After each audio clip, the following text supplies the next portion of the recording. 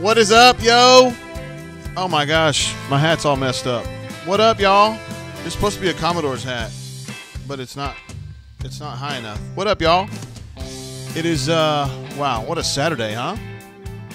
It's Title Saturday. On the plains and elsewhere throughout the Auburn sphere, to my station here in Montgomery, Alabama, to Scotty B up in the outer reaches of Tennessee, still flying his Auburn flag. Of course he is. Canoe Man up that way as well. We have so many outstanding trainers, and they're all fired the fuck up today. You know why? Because the Auburn Tigers are the champions. The one and only. Not even going to have to share it. It's just all Auburn's to enjoy and to savor. Yes, indeed. What is up, guys? A great Saturday here to be hanging out with you guys and talking about the Tigers. That's what I'm talking about. Let's see. Life with Maine already saying when will they announce the matchups? We got to figure that out. I think Auburn's playing the winner of the 8-9 game, which is going to be on Friday morning at 11 o'clock, something like that. Super chats galore already from all of our legendary badasses, including Canoe Man, Coy Dub, who is here with me. Well, not actually in this house, but in the Montgomery area as well. Brad E. checking in from North Alabama. Cleveland Brown from parts unknown, but we still love him. Unbelievable. Sam H. as well with 2 super chats already. I don't know where Sam's at, but we know he's partying and ready. He's definitely ready to get deep tonight. Absolutely. What up? 15 wins in the SEC this year. Man, I did not have that. Auburn picked 5th in the league this year, and they're going to go ahead and win that title. I know you guys are fired the fuck up. I know that. It is definitely a day for drinking. Your boy's I'm already drinking a little bit here with my glass made competently and confidently by Sir Chip. This is the Commodore glass. Many of you have glasses similar to this. I hope you're drinking up today. I'm drinking the Blue Note. This is a single barrel pick from the Frisky Whiskey over in LaGrange, Georgia. It's a little hot for me. It's 118 proof, but it's muy delicioso. And I just put a little bit of water in it, and I'm not afraid to admit that. Let's go ahead and bounce over to our main screen where we can enjoy the Tigers' 82-71 win over the hated Gamecocks to clinch the sole possession of the SEC regular season championship, which for me is the SEC championship. Yeah, and there will be people who will kvetch over the second half of Auburn's conference performance, specifically about the loss to Tennessee, at Tennessee. The loss at Arkansas, which to me is not a big deal at all. And then the loss at Florida, which was kind of a weird one, right? But listen, man, when they needed to finish out, to close out the regular season, they got the W at Mississippi State, which is no small feat, and they finished off South Carolina in a game that I thought they were significantly just the better team. And again, second half, little bit wobbly. I think that mentally they kind of go in and out of these games sometimes, and it's kind of a problem. But we'll see. We'll see what happens as we move forward. Canoe Man, of course, jumping in with the first super chat. What an absolute stud this guy is. Had a chance to meet him. Hell, it's been, I guess, a week ago? 2 weeks ago now? He and his homie, Pocket Watch, who have been friends for a minute now. And, yeah, absolutely incredible. We love Canoe Man. Sam H. Canoe Man also would be a terrific host of this show were I not to make it for some reason someday. Hint, hint.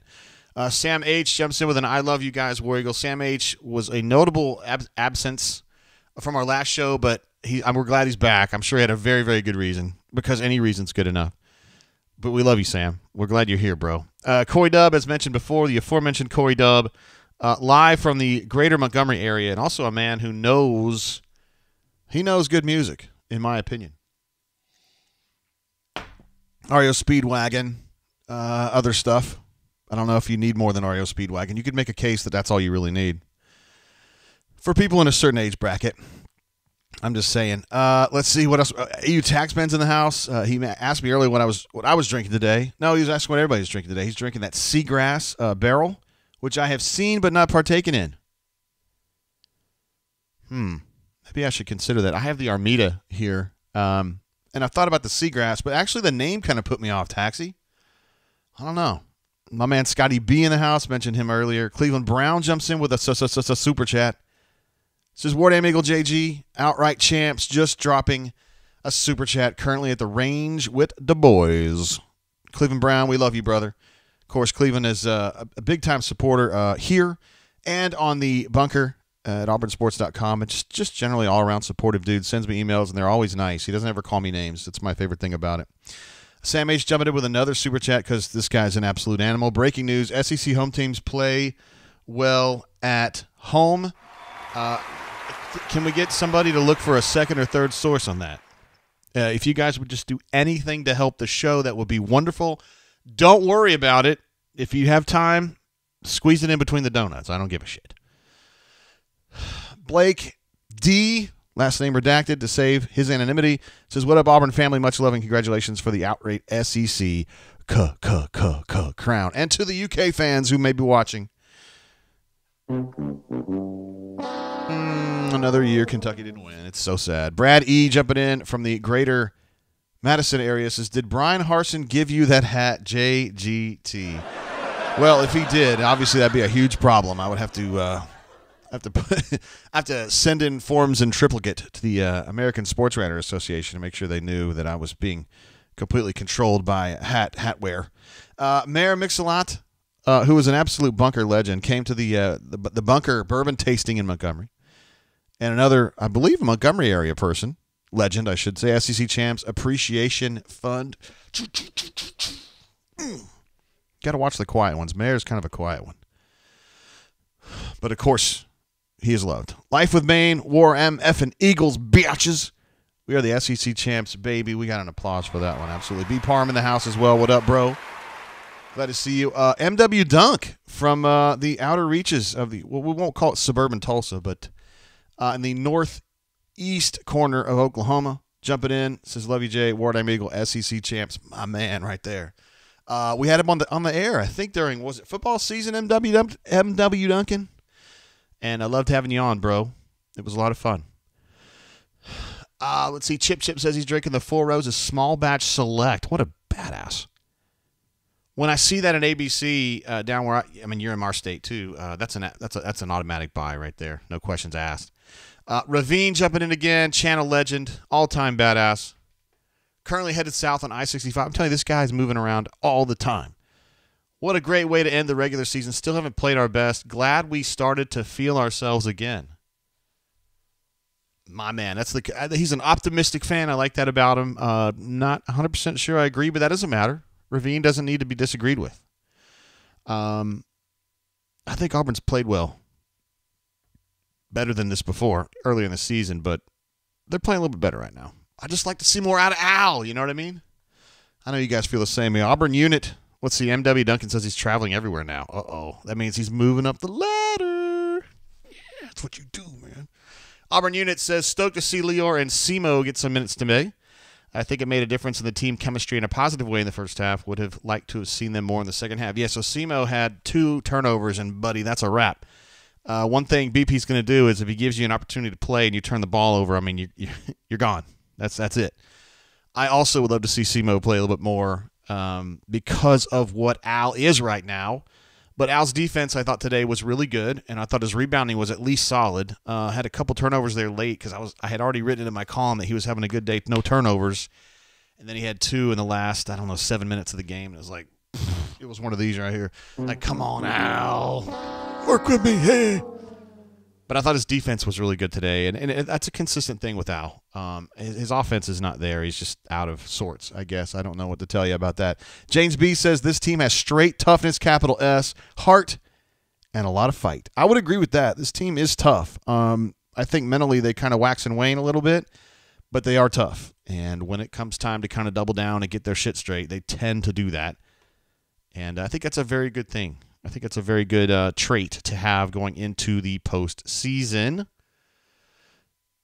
Let's see what else. Zachary says, Canoe Man legend, pocket watch, more questionable. Zachary has some questions about pocket watch. Pocket watch, you got to watch the quiet ones. See, Canoe Man's like me. He's a big talker, you know.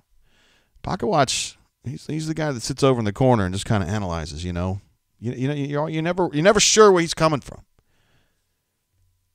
And Pocket Watch is fired up with the idea of having a host, of having Canoe Man as the host. I think he would be terrific personally. He's got that gift of gab for sure. He would definitely get that done. You two together would be a real problem, right? He's kind of like I don't know. Y'all work well together. That's probably why you guys have been friends as long as you have. AU Taxman says, trust me on the seagrass. Is there actually any seagrass involved with it? The name's really off-putting to me. Love the Armida. The Armida, of course, has the pear in it. Is it pear or plum? It has some kind of a weird twist on it. But I actually do like it. I always tell people, here's one if you're just kind of interested in a weird fruity situation. Mayor Mixlot says, live in Auburn, work in Montgomery to clarify. All right, we got you. We'll call you Central Alabama, right? We'll call you that. That covers it, I think. AU Taxon reminding us that he was there as well at the bourbon event in the Gump. I know MW Dunk would have loved to have been there, just a little bit far off. You know what I'm saying? Let's see. D Lucky in the house. Ward Amigo fam. Enjoy the championship. They're hard to get. Absolutely. I think this is the fourth one. They won one in 1960, one in 99, one in 19, I believe, and then this one as well. So BP is the first Auburn coach to win two, which is fair because he's the best coach Auburn's ever had. Man, we're glad to have D Lucky here. That's a big deal right there. D Lucky also checks in to say Simo said on post game he's been battling injury all season and told coaches he could go today. Very good. He's been going at it in practice though. I'll tell you that. Let's see. I don't know what this means. MW Duncan says Masvidal or Colby. I should know what that means, but I don't.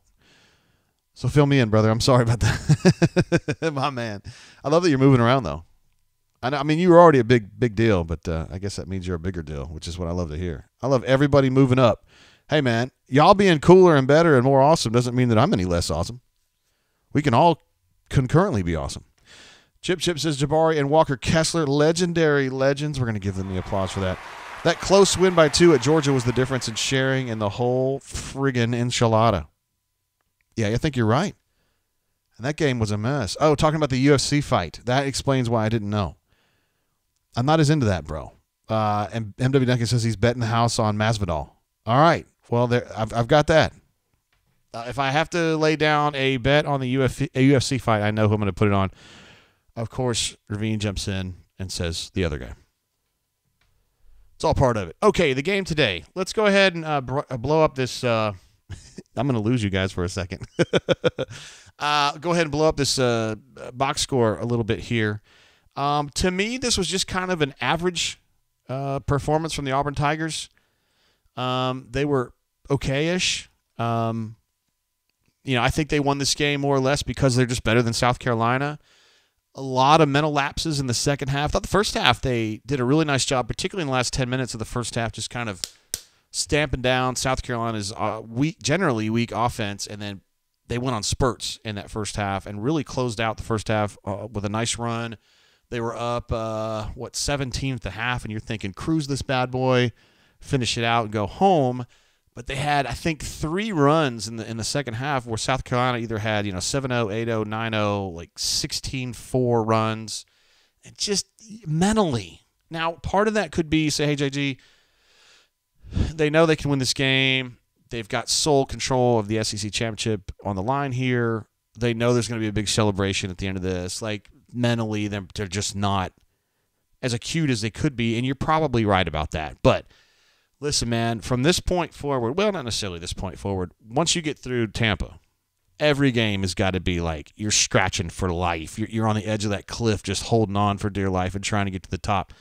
You just don't have time for these mental lapses. And, coaches always say, BP in particular, you play like you practice. And when you go out there and you compete like this and you have these mental lapses and play kind of what I refer to in the column as blasé basketball, like, I'm afraid you just get used to it. You get comfortable with that concept of, we'll just kind of, some shit will happen eventually. And you can't do that. You got to be proactive. The great teams are proactive always.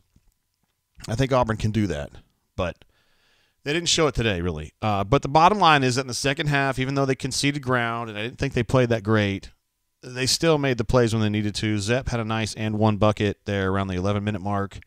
Jabari had a 3-point play at around the 7-minute mark, I think. And those 2 plays really just kind of were like, they drove Frank Martin crazy. and they provided Auburn a real punch and a push. And look, man, I think a lot of Zepp, and I think he's a guy that can step up and make plays for them. He's done it all year. Jabari is Jabari. I think he still needs to get more run. 12 shots for me today, considering how many ruts they were in the second half. Give the ball to Jabari. I mean, he gets you out of a rut. He's a great three-point shooter. He's a great mid-range shooter, and he's a good free throw shooter today. He was outstanding as a free throw shooter. 8 of 8 from the line, 3 of 3 from 3, which means he was not as quite as good from 2, but no big deal. Another 29-minute shift for him, 29-minute afternoon, and he's a badass. So I don't know why you don't go to him more. I know 21 points, you're thinking, JG, that's enough. But, he can do more. And there's no reason for Auburn to be in ruts that long when you have Jabari Smith on your team because he just breaks them. He will hit it. J. Love Sr. says, I'm thinking about breaking 3 years of sobriety to celebrate. I don't know if I would be okay with that, J. Olive. And I realize you're probably being facetious, but I would be very tempted to drink if I didn't drink myself. James B. wants to know, JG, how do you think the Tigers do moving forward? Final Four. This team definitely has a Final Four ceiling, no doubt about it. I think they have a national championship ceiling. It just matters. So much of what happens from this point forward is going to be matchups. Not necessarily in Tampa so much, because based on the fact that SEC is the number 2 conference in the country, and not too far behind the Big 12 for the number 1 spot, and the fact that Auburn is has a full share of the regular season championship, I think Auburn's a 1 seed regardless of what happens in Tampa. Maybe they can bump up to instead of just the 4th number 1 seed, maybe they can move up to the 3rd or the 2nd or even the 1st if they win it all in convincing fashion. Perhaps I don't know that. At this point, I guess you're just trying to get a slightly better national number 1 seed and maybe getting a slightly better bracket. The teams right now that I think are on Auburn's level are Gonzaga, Baylor, Arizona, Duke, Houston, and possibly Kentucky. I think Auburn and Kentucky may end up going toe-to-toe there in Tampa, and I would love to see it, depending on if Ty's available or not, because that obviously we can't consider any results official unless Ty plays and plays fully healthy. He needs to sign off on some documents stating he's fully healthy at the conclusion of the game. Otherwise, it's considered, questionable. And then that Texas Tech, UCLA, Kansas, Villanova, Purdue, Tennessee is getting really hot. Had a nice game today. So, it's going to be matchups, man. There's certain teams that I don't like the way Auburn matches up with, and there's certain teams that I do. I like the way Auburn matches up with Baylor. I like the way Auburn matches up with Kentucky. I don't like the way Auburn matches up with Arizona. Gonzaga is a weird team, and I probably don't respect them as much as I should. And Houston is a weird team, too, and I don't know what to think about them. To me, they're kind of like Nessie out there lurking in the darkness. We don't know what they are, what they aren't. They might be really, really nasty. In fact, I kind of think they are really, really nasty, but I can't prove it. SSim008, an absolute legend of the show. It's just War Amigo babies. Champions. Bruce can clean up the slop. We going deep in March. That's an interesting illusion. Allusion. That one. We're just going to say yes. He's going to go deep into March. He means obviously the 2nd or 3rd weekend, right? I mean, we go all the way to April. I'm just saying. Ravine says, heard the Nevils are going to raise the roof 2 feet to try to contain Cardwell's energy. First of all, big ups to the Nevils for being the single largest donator of money to Auburn athletics in history and now having the arena named after them. And, so often these rich folks that are able to do that are just kind of like, you never know who they are. But these folks sit courtside, they clap, they jump up, they have a lot of energy, they hang out with the students. These are the greatest kind of college basketball fans you can have, and they are to be celebrated. And I think they are celebrated. So Neville Arena now is the name of the arena, and Ravine is obviously on board because Ravine's a guy who respects people who do it the right way. Period. Corey jumps in to say Florida's got this situation down to 6 points. Well, they were having a lot of trouble earlier. JLF Senior says, I'm being serious, fam. Hey, I'm being serious too, bro. Don't make any decisions that you can't take back or you wouldn't feel good with, tomorrow or whatever. Daniel P. jumps in. You may know him as Metal Fan 25 on the bunker. Oh, you already know. SEC champs. Metal Fan, what an absolute stud. And his wife. who's also, I wouldn't call her a stud. I'd just call her cool. Yes, he was part of the Why Not AU party that we had at the Draft House on, it was it early February, Daniel P. I would say, obviously, awesome lady who I don't think comes on our show, but she's on the Bunker Lot, was there. Midnight Tulips was there. Why Not AU obviously was there. He was the DJ. I know we had more folks up in there. Am I losing some? I know we lost a few, but it happens. Sometimes my brain's not quite there. Jordan notes that Florida is making this game interesting. Yes, and Chip says, using your illusion. Wrong one. Well, you know what I mean. Any reason for Chip to think or talk about Guns N' Roses is very good. Daniel P. Reminds us that it was February 1st for the Why Not AU party. And he's already told me, because I think he had a huge super chat the other day. Those of you who watch the show every time, he dropped an absolute Why Not AU bomb. And I was communicating with him privately off the air, as I should. Got to thank that guy for his incredible support.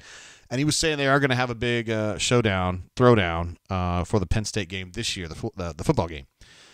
So those of you who were lucky enough to get up to State College last year and be part of his thing, he's going to be doing it at Auburn this year, and I'm sure everybody will be encouraged to attend, because I think the more the better with those guys. They like to party and throw down, like, for real. They do it bunker style.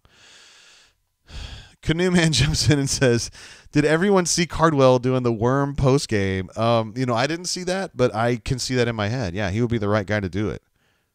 There's a lot in common between Cardwell and CJ Uzoma to me. They're very similar kinds of people, and they're people that I both like a lot. Just really, really spirited, happy, fun-loving people that are just the best kind of student athlete, you know? They just have that positivity, and they really are, a lot of times you hear people say, I'm blessed. It's one of the most overused, overwrought phrases these days in contemporary America, but for the people who really mean it,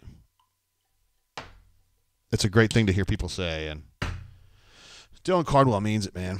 There's no BS like that. Canoe Man says, why not AU does it right? I'm telling you, that guy's, obviously he's a brain drain legend. And many of you, we have a lot of brain drain legends, but that guy parties on a level that I might be over me. I don't know. The last time I saw someone do the worm I was partying with Jason Caldwell in Atlanta like 20 years ago, and a dude in a Werfel jersey was trying to catch the attention of one of Auburn's SID girls, and he thought it would be a good idea to do the worm. This is obviously years ago, because these days it would just be on social media, and he'd never have a girl again. But Melee says Cardwell is goofy and lovable, but his athleticism is underrated. He showed some moves today. I agree. I think he's come together, right? These last, I would say, about 10 games, 7, 8, 9, 10 games. He's gone from kind of just random to has a better idea of not trying to do too much anymore, and I love it about him. Of course, he's the backup center. And it's always kind of a struggle for him, I think, to defend without fouling the really good players. But he's been better about it. So big ups to him. He's a good part of this team. So today, Jabari, I think, was a big deal. And he was the one that I think he could have done even more, not through any fault of his own. I thought Zepp was really steady at point guard. I still think KD needs to change his general approach on the attacking end. I think he's better driving downhill than he is shooting deep. But he still shoots the ball plenty from deep. But I don't love it. Canoe Man says Jason Caldwell is another one that can party. Jason Caldwell is a sneaky one, right? You don't necessarily think it, and you talk about a guy that's a positive guy. We have so many just outstanding human beings that cover Auburn. I'm serious. I don't know a lot of the younger guys, honestly, but like Caldwell, P. Marsh, Brian Matthews is absolutely salt of the earth kind of guy. Same with Jason. Holy shiz. I was just talking about Patrick D, and look, he comes back in and does his thing. Man, this guy's an absolute legend. We were already talking about you, sir. This is Caldwell's best all-around game. I can't say that I really went deep into his numbers. Why not? Let's see what he's got here. 6 points on 3 of 3 shooting, 5 boards. No other stats to speak of, but that's a pretty accomplished game for 13 minutes. I think you're right, sir. I mean, we know what he is, right? I got a little carried away when he was a freshman because I thought that he had a little bit more in him on the offensive end, which he hasn't developed quite yet. But, yeah, if he can give them that in 15 minutes, from here on out, Patrick D, I think he's a winning part of the deal. Chip says, why not AU dropping bombs again? He hits 5-point shots. Yes, he does, man. Guy has incredible range. There's no doubt about it. AU Texan says, P. Marsh was doing the worm. I don't think so. I love the idea, though. I got a random text from P. Marsh the other day. He and I go back and forth about our cats. He has a girl cat named Charm. I have a boy cat named Sammy, And we pretend that like Sammy's trying to hook up with Charm all the time, so he'll send me like nasty texts that are not nasty, not dirty, just funny, making fun of Sammy. And then I send stuff back. It's like making fun of Charm. And I got some random text from him the other day from Charm Cat. Love it, man. We can have a lot of fun doing stuff like that. A lot of people don't know that part of P. Marsh, man. I think you kind of get to know him, and he's kind of gruff and stuff, but he's actually just an absolute teddy bear. And also, by the way, I don't think he would mind me telling you all this, but his wife runs a show. Teresa Marshall is an absolute legend. She's a great lady, and I've only had a chance to. Actually, I met two of Philip's kids. I met Jonathan and his daughter's name slipped my mind. She's like my age, Chrissy. Really good family, good people, really really good people. Let's see. D Lucky says, "Is P Marsh better with the cat than Stoltze?" Well, P. Marsh has 3 kids, so you might be saying, Jay, what does that have to do with the feline? You figure that out. Let's see. A Taxman says you all should get C. Todd in on that group chat. Chris Todd. Yeah, when I said dirty, I didn't mean that way, Canoe Man. I just meant like he's teasing me about my cat, making fun of my cat. He says mean things about my cat is what I mean. And I do mean my actual cat, Sammy, who I have shown you guys on the show before. I don't mean the metaphorical cat. I wonder which one D. Lucky's talking about, though. Who knows? Let's see. Canoe Man was agreeing wholeheartedly with Sir Why Not, saying Cardwell played really well on the defensive end. That's the thing, right? When Walker goes out, because Walker's such a mess on the defensive end, right? He's not only does he block a shitload of shots, and they always have the stats up there that he has more block shots than like 200 teams in the world this year or something like that. Which doesn't surprise me. I mean, you guys either. He blocks like 5 or 6 a game. Today he only had 2, but whatever. Cardwell's got to come in. Somebody's got to come in.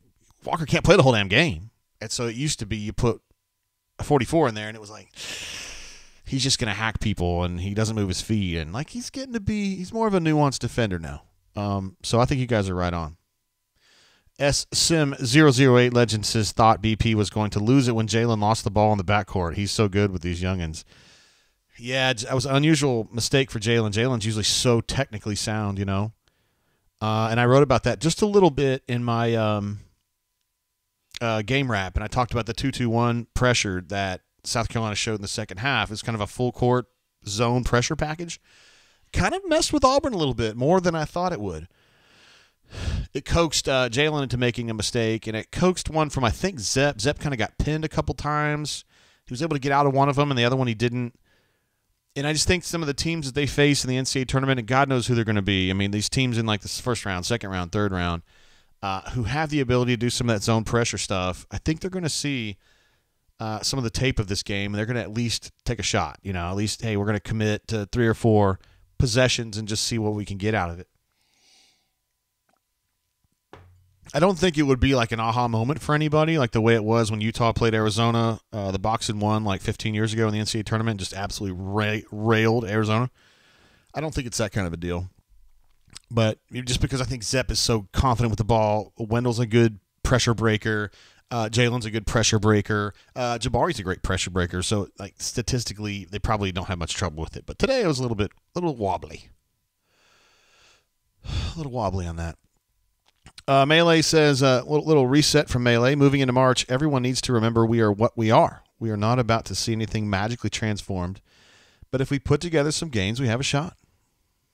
Hey, you guys know I'm a fan of, like, realistic talk, right? I don't like getting carried away. This team's going to do. You know, come on, man. We know what we got. We know what Auburn's got. And we know what they don't got. They need more three-point shooting. They have a lot of rebounding. They have a lot of shot blocking. And they have a bucket getter in Jabari Smith, the best one I would imagine in the country. Those are good things to have. And they have a great coach. They have a great coaching staff. They have a staff. We know Auburn recruits really well. But listen, man, with Burgo, with BP, with Coach Stephen Pearl, with Chad, and also with Wes Flanagan and my man from Penn. Why is this escaping me? I swear, man, I need to go talk to somebody about it. Ira Bowman. Those guys all can coach, man. And you can see the adjustments they make in the game. So it's not a lot of teams are like, they either recruit really well or they coach really well. And I feel like this one, this team does a little more than that, you know. Let's get a score update on Georgia Mizzou. Let's see if I can get an update on that.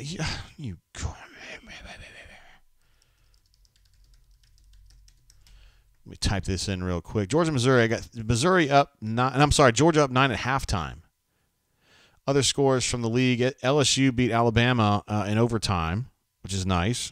Tennessee was absolutely crushing Arkansas at one point, but ended up winning by 4, which is still a really good win for them. The Auburn Tigers, as you may know, were victorious against the hated Gamecocks today, 82-71. And then Florida rallied, but ultimately came short at home against the Kentucky Wildcats, lost by 8. So I'm trying to figure out if we have a decent view of who Auburn's going to be playing. I think it's the winner of the 8-9 game, right? Does that sound about right? I figured Canoe Man or Pocket Watch, one of those guys would know. So 8 right now, I've got is South Carolina. And 9 I've got as Texas A&M right now. So correct me if I'm wrong if that's the way it goes. It doesn't sound quite right to me because it seems like there would be another game that would have to, like, we wouldn't know for sure yet. Somebody would have to kind of play their way into the game that feeds into Auburn's game. You know what I mean? See, Sam Howell's watching that Texas-Kansas game. 1915 early on. Valley Tiger says, didn't Cardwell get a backdoor offer late?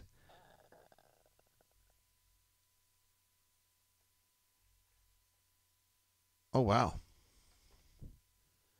Look at BRT3 jumping in. Look at this, man. I was communicating with him yesterday. My goodness. BRT, what an unbelievable, man. As for the chip and for your 30-year date anniversary, ours is 3/19. Congrats to you and to the administrative assistant.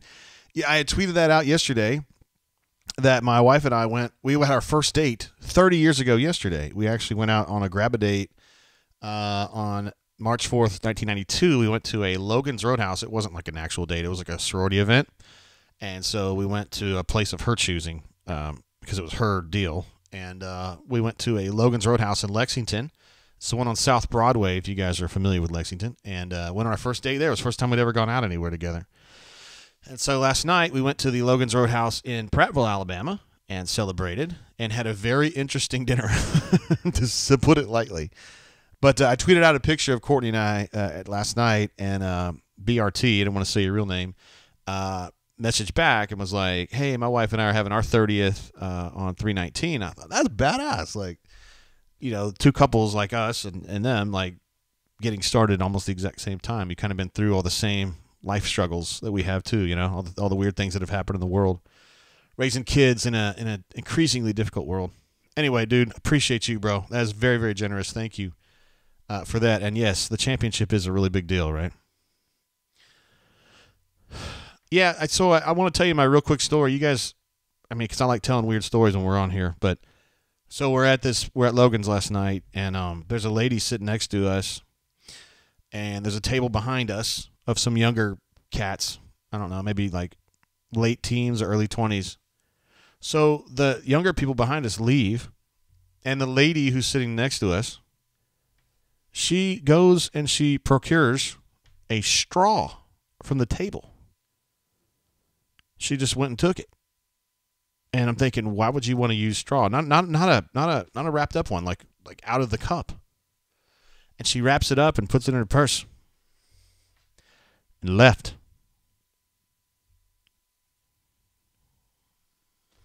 Think about that for a minute, huh? I think I know what time that was. And I don't think she needed a straw for drinking. Do you know what I mean? It seems like something you'd see from like a, I'm Chris Hansen, and this is Dateline NBC. Why don't you have a seat over there? Patrick D jumps in. What a stud. For BRT3 and all the Super Chat badasses today and every brain drain. We invest in this show, and it pays off. Love you guys. Love all y'all. It's so much fun to be just grinding through this season with you guys. Been some highs and some lows. And then today they cash it out. They win the title. And it's like, here we go, you know. We've all been digging and dragging to this point, right? All the 8 o'clock tips. And now it's time to go to Tampa and go mano-a-mano with either Arkansas, Tennessee, or Kentucky. And then get in the NCAA tournament and see what time it is. I love it. I was going back through some of the one shining moments from the 90s when I used to cover Kentucky and go to the NCAA tournament every year. Just getting prepared mentally. Chip says that JGT was in a Hallmark movie at Logan's. You're not wrong there, bro. It's pretty... I'm Chris Hansen with Dateline NBC. Yeah, it was... Courtney was just like, you're not going to believe this shit. Because I couldn't see her. You know, the lady was a little bit to my left there. Had a great time, though. We had a really young server, and when we told her it was our... we were celebrating our 30th... our first anniversary. It's not our anniversary. Our first date had been 30 years ago at a Logan's. She was actually a little bit taken aback by it. Like, well, that's really cool. I'm 18. It's like, oh, shit. I mean, I knew she was really young, but I didn't know she was 18. She couldn't even serve us. Patrick D says, love the drain in the bunker. We've got more bunker parties planned. Hope to do 2 a year, one for football and one for basketball. Guys, are we ready for this? Guys and gals, are we ready for this? We are absolutely ready for this. And it ain't like some punch bowl bullshit either. Like, why not his crew, man? They go hard. I would call this an advanced party. If it's like a ski hill, like if you're at Breckenridge or you're at Arapahoe Basin, these are not the easy hills. Let's see. Auburn Unit says, JG, what AU matchup do you like more on a neutral court? Wow, this is a tough one here. Arkansas, Tennessee, or Kentucky? I mean, so for me, like the one that I would want the most is Kentucky because of my bloodlust for that. I don't ever get any shit from Arkansas reporters. Tom Murphy's really the only one I know, and he doesn't talk any shit to me. And Bob Holt's not going to talk any shit to me either. So Arkansas is pretty inoffensive. You know, Tennessee's just kind of got a BP thing. They may be playing the best basketball of all of them. And then, oh, look at this. Data 3 Girls, my man, who I still owe a cup to. I have it in the car, dude. I always forget to drive it by there. It says, Wardam, listen to this, Lamp. On the plane headed to Park City, I hated to miss that game. Do we have a sound for that?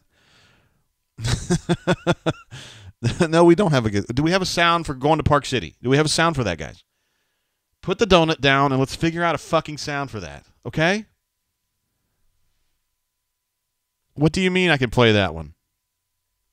No, that one's not going to work. I'm not even going to get into this. This is stupid. Data 3 Girls, I hope you have a good time, bro. And I know you will. Because although I have not met your wife, I bet you she's an incredibly cool chick. I just have this feeling. Anecdotal evidence suggests. Yes, anecdotal evidence suggests. Of course, Data 3 Girls is from my town. Won't go any deeper to it than that. And he's a lot more fit than I am, which sucks. But, well, sucks for me. It doesn't suck for him. Cootie Man says, maybe a picture of a lamp. Let's see. A.U. Taxman says, first date was at Galette's. I am not familiar with that. I probably should be. And I'm embarrassed that I don't. Melee says, any South Park clip. Do we have a Guys, can we get a South Park clip?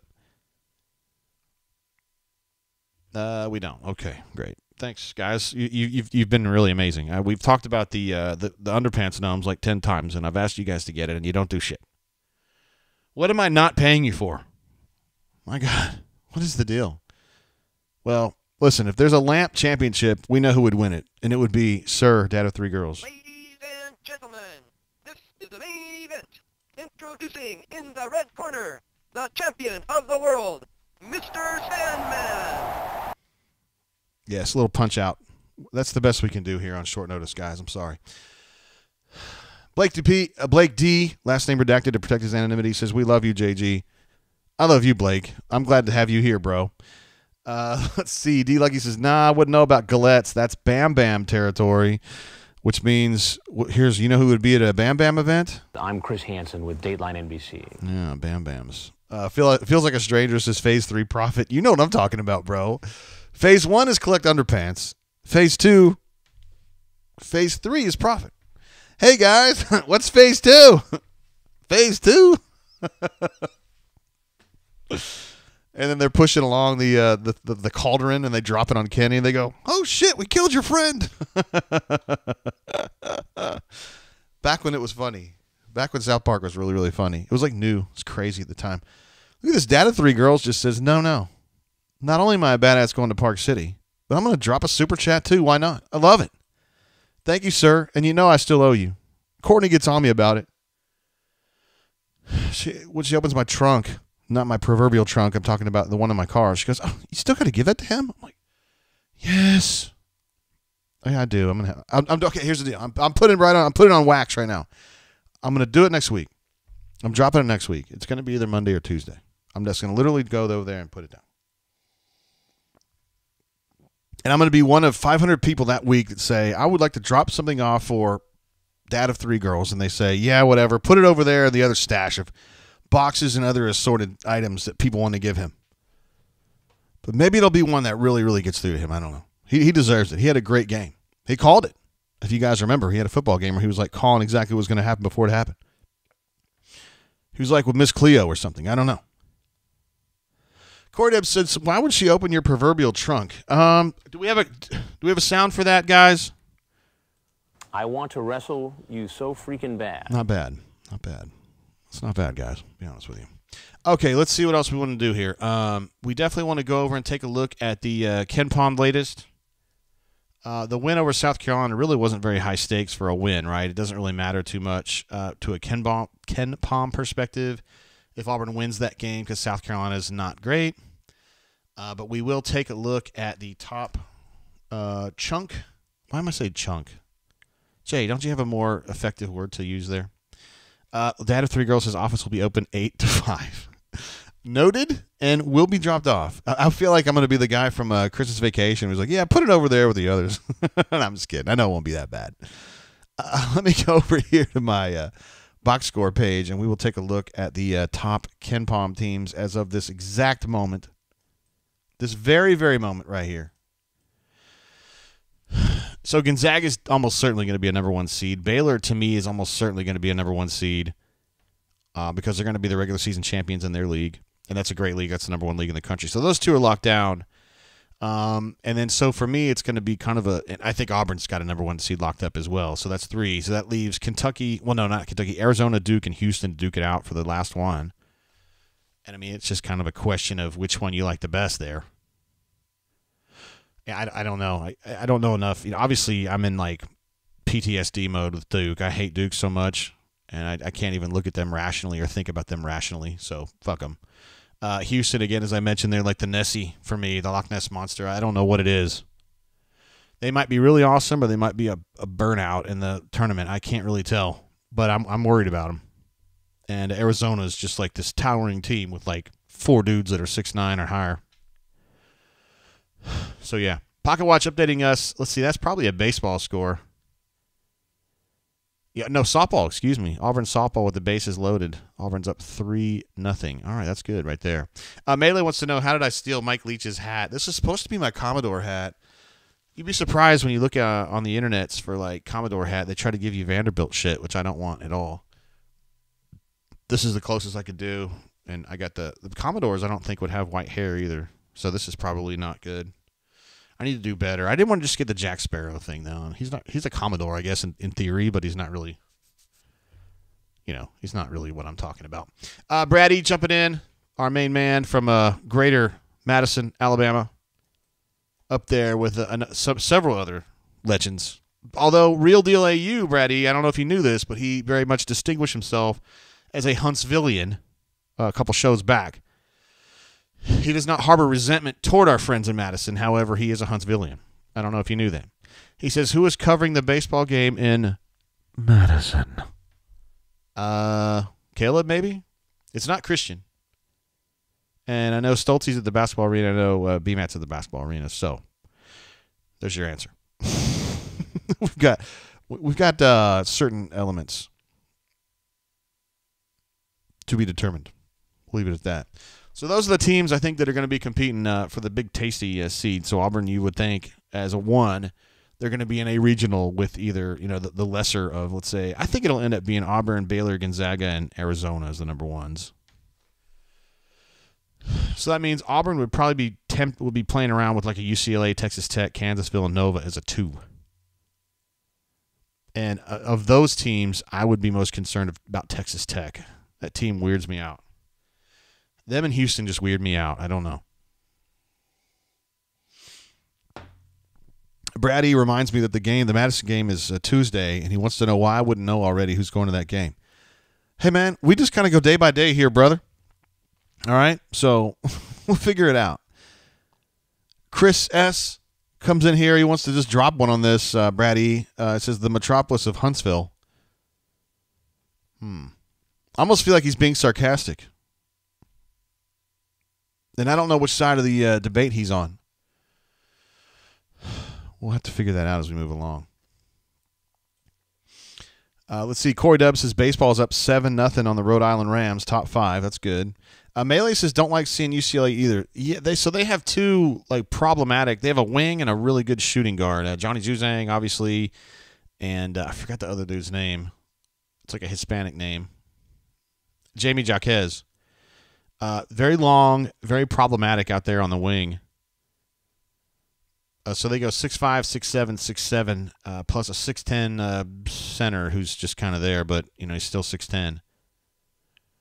Their schedule looks a lot like Auburn's. They had a really strong start. They weren't playing necessarily the hardest competition. They crushed Arizona on January 25th, and then after that, it's kind of been they feasted on the bad teams, and they struggled against the good teams. They lost to Arizona at Arizona. They lost at Arizona State, who's been pretty good this year. They lost at USC, who's been pretty good this year. They lost at Oregon, so they've had a little bit of a road problem, but they've been pretty good at home. They look a lot like Auburn, honestly. They have depth. Looks like they don't have a lot of three-point shooting. You got one dude. Their point guard is a 42% three-point shooter, but really nobody else is of major significance shooting the 3. So there's your look at the UCLA Bruins. You guys are like, JG, why are you talking about UCLA on this show? Because Auburn is such a big deal, we talk about shit like that getting out. Yeah, why not? Mentions that LSU's getting some love. They're the best 10-loss team in the country. No, LSU's actually pretty decent. And I think Arkansas deserves to be on here too. Arkansas is good. I think Tennessee might actually be hotter, though. I'd be interested for you guys, who matches up best against Auburn from their perspective, right? Do you think Arkansas would be happy about playing Auburn? Tennessee? Kentucky? I don't know. I feel like Tennessee's playing the best basketball outside of Auburn. And it may be as good as Auburn at this point. So I don't know. Chip asks, is the last game for both Tom Crean and Frank Martin. Frank Martin's team's been okay this year, but they're middle of the pack or so. Obviously, Georgia's total dog shit this year, so they've already been trying to get rid of Crean. So you'd think that's a wrap for him. Frank Martin, I don't know, man. He's just a very popular figure at South Carolina. The team's not terrible. I don't know, man. That's a tough one. That's a very, very tough one. Let me bounce over here to I also love it that Auburn was picked 5th. Auburn basketball was picked 5th in the preseason by those idiot reporters that cover Auburn. I don't know what kind of morons would vote in that kind of poll. By the way, I did not have Auburn 5th. I didn't think Auburn was going to win the title. I don't remember when I voted Auburn, but it was higher than 5th. And I remember seeing 5th and going, shit, that's pretty low. Everybody figured Kentucky was going to be a little bit better than they were. Or they are. And I was big on Arkansas, too. You guys got me all messed up here. I typed in Kentucky when I was looking for Auburn. Why did you do that? You guys are terrible. All right. I'm going to look at the pull up the synergy stats here for the Auburn Tigers. This is not going to include today's game because they have to scout it. They have to actually go through and write down, all the kinds of different plays, like every possession. Okay, was this a pick and roll? Was this an ice? Was it blah blah blah? But anyway, here's Auburn's latest synergy profile. And what you're looking for here is kind of on the right column here, the rank gives you the percentile they are, with 100% being the highest and 0% being the lowest. When I was looking at South Carolina's this card for South Carolina yesterday, on their pick and roll ball handler, they were literally 0%. They were the worst team in the country in pick and roll ball handler sets. Like you and me would be better than them. We can't be worse than 0%. Anyway, Auburn, I talked about this on the in the bunker a little bit. When is Auburn going to kind of realize they're not a spot-up shooting team? If you look here, spot-up shooting, they're in the 27th percentile, rating below average. They think that that's what they are, but they're not. But they are good in transition. They're good on cutters, and the reason they're good on cutters is because of these teams. I mean, that when you see at the bottom play types cut, and you go over and it's 91% excellent. The reason they've gotten better at that, and it's a good thing, is that with the teams playing up on their screen so much, it gives opportunities for backdoor cuts because they overplay you and you can kind of zip behind them. And it's a function of A, getting out behind them, and B, seeing them and getting the ball to them. So it's kind of a compound situation. Auburn's gotten really good at that, and you can see that's something that they've just been kind of cutting people up with about 9% of the time. They use a cut. You don't really run cuts necessarily. You don't run a play for a cut, at least this team doesn't. Cuts are just kind of like more of a response to a defensive strategy. But Auburn does recognize it quickly, and Auburn uses it very well. Devin's good at that play. Devin's good as a cutter. He's the only one that really jumps out at me as being really good at that. Jalen is a good cutter, although he doesn't play that damn much. Zepp's a pretty good cutter. Stickbacks and the miscellaneous. Miscellaneous is an interesting one. I've talked to Burgo about that before the season. And we just kind of were like, I don't really know what that is. Corey Deb says, are we partying tonight, JG? I can't really speak to that, brother. I don't think so. But, I mean, I'm not adverse to it. I'm definitely not adverse to it. I'm really not. I'll definitely be drinking somewhere, doing something. Patrick D jumps in again. Look at this guy. It's unbelievable, man. Corey Webb said, C-Webb asked if we were partying. Of course we are. Of course we are. I mean, we're drinking. I mean, I was supposed to be grilling out with my neighbors at 6, Corey. But, and I can't really invite you over there because it's not really my party. But if you want to come by here and drink a little brown water, bro, you are welcome to come on by. I mean, no cap on that. I actually thought about it last night because we were texting back and forth about. I can't remember what song it was though. I told you guys earlier in the show, Corey knows his music. Let me see what it was. I'm interested actually. Oh yeah, you sent me "Sweet Caroline," which is a good song. "Sweet Caroline" 10 or 15 years ago was underrated, and now I think it's overrated. Because the Red Sox, who I don't like, have kind of made it their big thing. And then I sent back "Tell Me It's Real" by Casey and JoJo, which everybody knows. Everybody my age and, well, approximately my age would know that Casey and JoJo is definitely that's a panty-dropping group right there. I'm telling you, man. The ladies always react to some Casey and JoJo. And "Tell Me It's Real" is one that I think it's, if you can't get laid playing that song by Casey and JoJo, it's probably not the right girl for you. You know what I mean? I mean, Corey and I probably agree on that. We haven't actually discussed that specific vertical, but I think that that's probably something we could agree on. I wonder what Patrick D would think about the Casey and JoJo. Thumbs up, thumbs down? I'm not saying that they're like a group to live by. I mean, they're not like NWA or anything, but I'm talking about when you're talking about the girls trying to finish it out. You know what I mean? That's Corey Dubs is panty dropper, and I agree completely. Patrick D says, JG planning a ghost move with the old barbecue excuse. I don't have much of an excuse on that because my neighbors live right there. I mean, yeah. So I can't really invite them over to the party. But I would love to drink brown water with you. I mean, seriously, if you want to do it, holler at me. You know where to find me. I'll give you my address. You come on over. And bring I was going to say her name. Bring your wife with you. Hell, you can bring your daughter with if you want to. I mean, it's not like I'm not going to ID her. There he is. Patrick D says KCI weighed about $125 and could belt out some tunes. See, he knows, man. He knows. Casey and JoJo. Some of you younger folks don't know who that is, but that's like a R&B group that they were kind of at their peak about 88 to 92, 93. Patrick D says Jodeci better, which that's a defensible position. Jodeci was a little on the earlier side of that. Jodeci probably is strictly 80s, and then Casey and JoJo slides into the 90s, but had some good songs, man. And then there was a group that sounded a lot like them called Shy, SHAI, that had Baby I'm Yours, which actually helped me personally a lot in 92.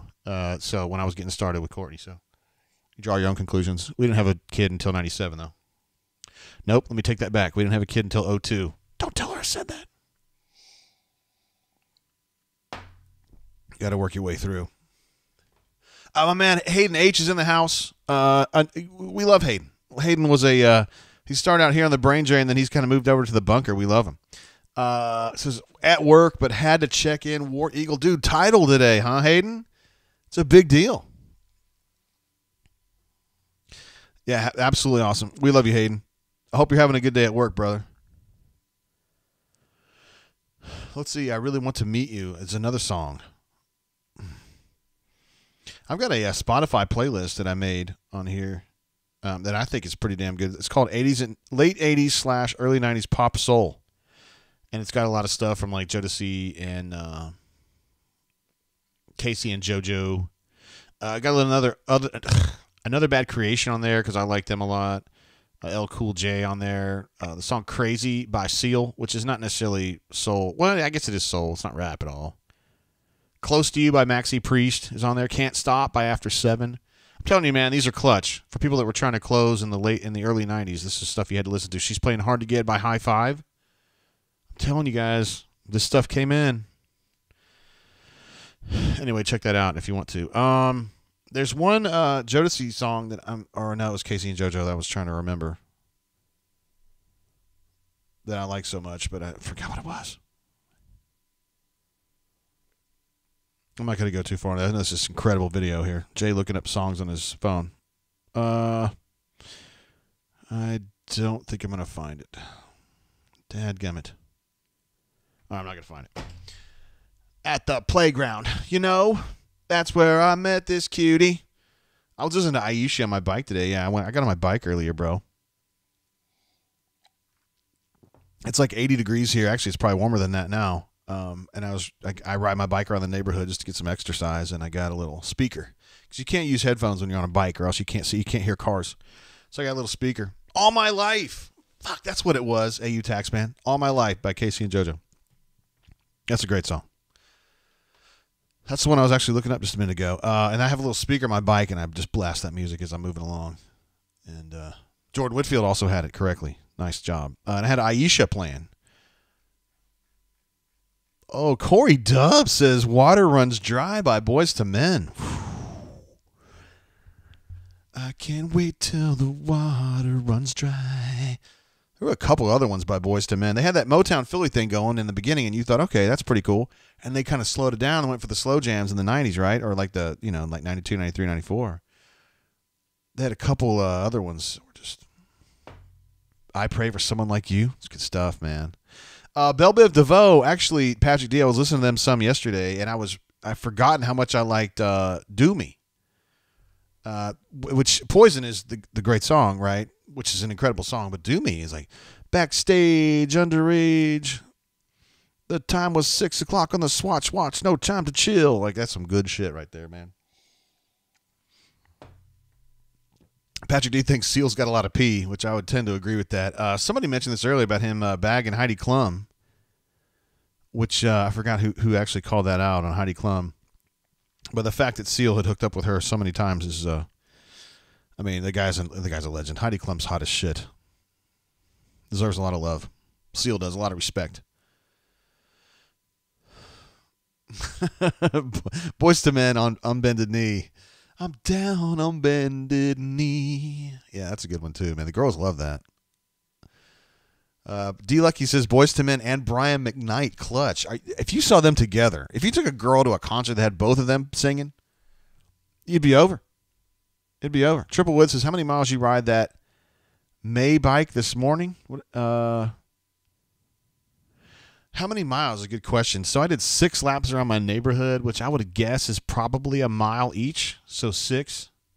That'd be about 6 miles. And I'm probably out there for about 30 minutes, something like that. It's a great heart rate thing, though. For me, it gets my heart rate up to about 120, 125, maybe even like to 130 on the hill over here. And I have a really cool bike. I have a Bianchi. Which sounds really pretentious. Bianchis are generally like really nice racing bikes. I have like the most putter ass like Bianchi, but it's a Bianchi nonetheless. And I love riding it. Steel. Like Dad of 3 Girls is probably not on the show anymore, but Dad of 3 Girls has like he has like the hot rod, like the Ferrari of bikes because he's a badass. And I just putt around on my steel steed Bianchi. But I feel like I still have cred when I go into the bike shop because people are like, oh, shit, it's a Bianchi. Because Bianchis 20 times out of 21 are like really nice. Mine's set up for cyclocross, so it's kind of shady. But it does the job, I'm telling you. SSim008, an absolute legend, says one day you won't care about conference championships. Basketball schools only care about Final Fours and Natties. I'm not sure about that, but I see where you're going with this. Well, we are an everything school. Cut them nets.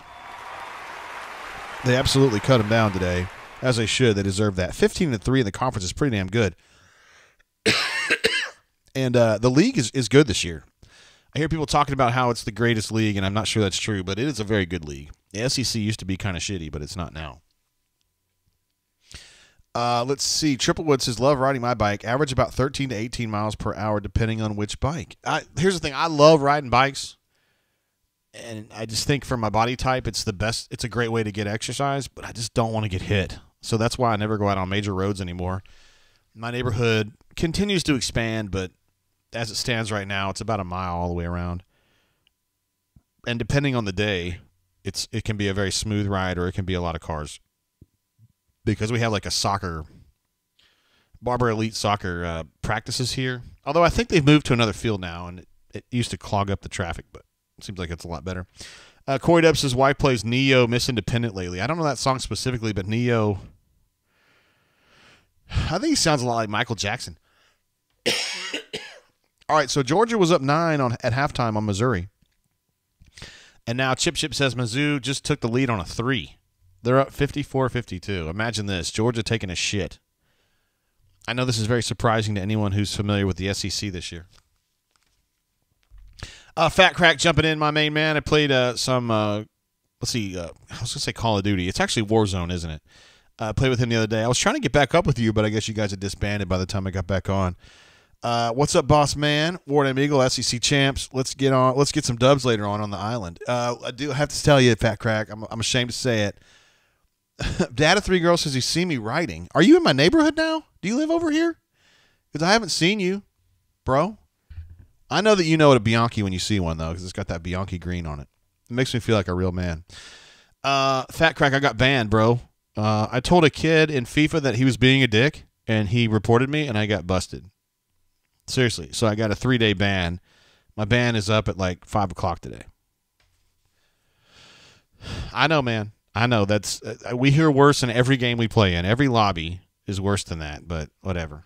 He turned me in for it, and I mean, I guess I shouldn't be calling kids dicks, but he was being a dick. He was actually being a dick. Dad Three Girls says still need to get you out for some real riding. I'd see that's the thing, my man. I don't think I need that because if it's you and Ray and you fuckers who are like who Kyle rides at 20 miles an hour, like I can't hang with y'all doing that unless we're going downhill. I'm just out there to try to keep my heart in shape. That's all. That's all. That's it, and that's all. But I do love my steel Bianchi. It's perfect for me. It's perfect for me. That's what I love about it. Yeah, Triplewood knows me. He says, I hear you, man. Dogs and cars, watch out. It can be dangerous. Yeah, I came across a dog yesterday that wasn't on a... Oh, shit, I forgot about that, Patrick D. Can we call Clemente? So we're not going to call Christian today because Christian is on vacation. He's actually... he's on... remember now, he's a senior at Auburn, and this is spring break for him. So he's gone on a trip, and, man, we love it. I mean, I'm all about that. He's trying to get through his last... year in college, and I mean, he should be able to do that if he wants to. So let me check instead with Sir Brian Matthews. I don't know why. I get carried away talking with you guys about all the fun shit we talk about, and I forget that we need to talk to them. And let me text BMAT. Let me see if I think he's out of breath. We have an O2 monitor on him now at all times just to make sure he's got enough oxygen to be able to do the thing. So that's a situation with Clemente. I just texted BMAT. I know he was down on the floor earlier, but he should be fine now. Dad of Three Girls updates me on the riding. Says we're much older now. 16 miles per hour sounds good these days, which means that I'm probably need to be going 12. My man. I forget the guy who runs the slower group. I see him on Facebook sometimes. I forgot his name. Let's see. AU Taxman says Christian is slang. I certainly hope so. Triplewood says he does some spin classes 3 times a week. Women in yoga pants on bikes. Be sure to get in the back row. I want to wrestle you so freaking bad. Little spin class. I have never done a spin class. That's the truth. Chip says assassin out assassinating. The Canoe Man says Wheezy. I love it. War Eagle 0008 says War Damn Eagle shot it better today. This is good news. We love any time that War Eagle's out there shooting. Shooting his shot is what I meant by that. Thank you. Well done. Well done. But, of course, channel legend. I want an absolute legend. Patrick D says Clemente hooking up, probably using Casey and JoJo to close. Probably not. Every time that me and B-Man ask him, like, and say, hey, have you ever heard of blank? He's like, no. I'm going to go ahead and text Stoltzy. The problem is that when you're in the arena and there's a lot of people either in it or around it, like the Wi-Fi goes to shit, and the signal over there is kind of iffy anyway, and so it's hard to get through to them sometimes. Let's see what Stoltzy. He actually just got back with me. War Eagle 0008 says meant the team. My bad, bro. I'm just trying to, get it done. All right, so Patrick D, we are going to go ahead and get Stoltzy on here.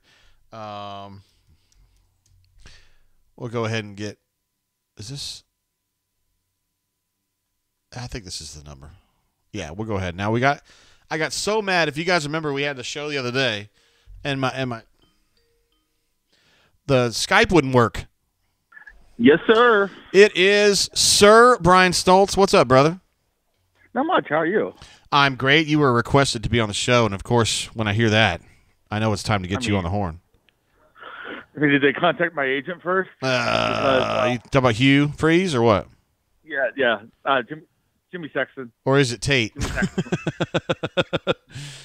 Hey, what's up, Brian Stoltz? Not much. I covered a good game earlier today. I thought the Tigers played pretty well. They had some doldrums at times, and they looked sloppy at times. But that was an overall good win. It was fun to see them celebrate on the floor, and it was a good overall day for Auburn fans everywhere.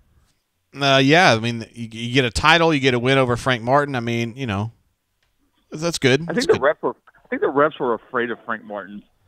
Are you afraid of Frank Martin? I'm very afraid of Frank Martin. He would win in a battle of FCC coaches. He would rip your heart out. He would rip your heart out and suck on the blood. Yeah, you know what? I think you might be right on that. Yeah, I think you're right on that. He would take Calipari to the house. What was the best part of the game for the Auburn Tigers today? What went best for them?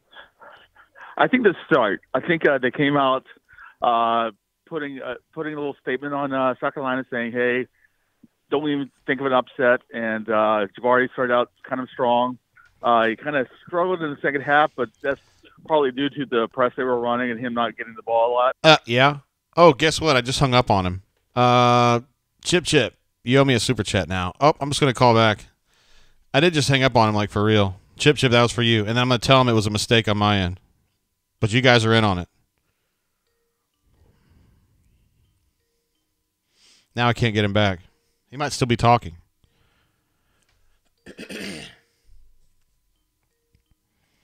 Now I can't get him back. It's my own fault. I'll give him another call here. Chip makes it. Oh, sorry about that, Stoltzy.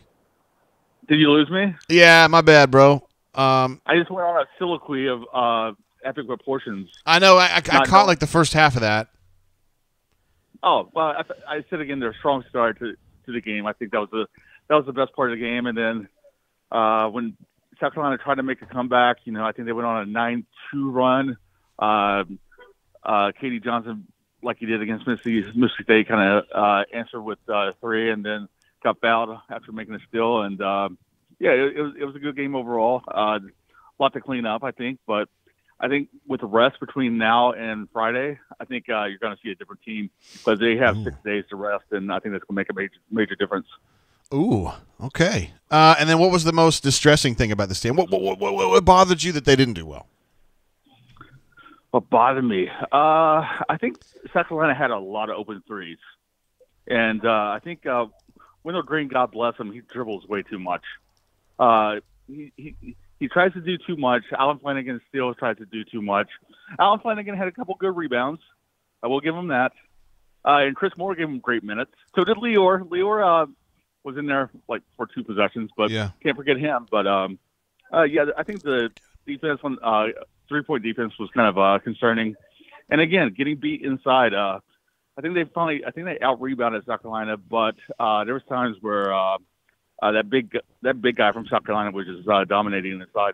Yeah, defensively, he was kind of a problem. Listen, we had some things people wanted to know. Auburn Unit says, y'all remember when Stoltz used to be Schultz? I'm still called that every now and then by people everywhere. Taxman says, Stoltz, can we please get some Mountain West takes? Mountain West? Like as in the conference? Hell yeah, of course the conference. Yes. I was just thinking about this. How does Hawaii, what is their travel budget for their athletic programs? A lot. Because that's a long-ass flight no matter where they go. Yeah. So how is that even possible that they can afford that? And how do those players, student athletes, get past their grades? I mean, they have to be gone like 2 days, 3 days a week, and that's a 5-hour flight to LA. Yeah, but you don't have to watch movies on the flight. You can actually learn. Yeah, I can't learn on a flight. I can't study. I can ride on a flight, I guess. I did when I flew to Seattle. Yeah. Did you? Yeah, you were riding on that trip. Yeah. Yeah. But I don't know. It just amazes me that they can afford to send their teams over. I don't know.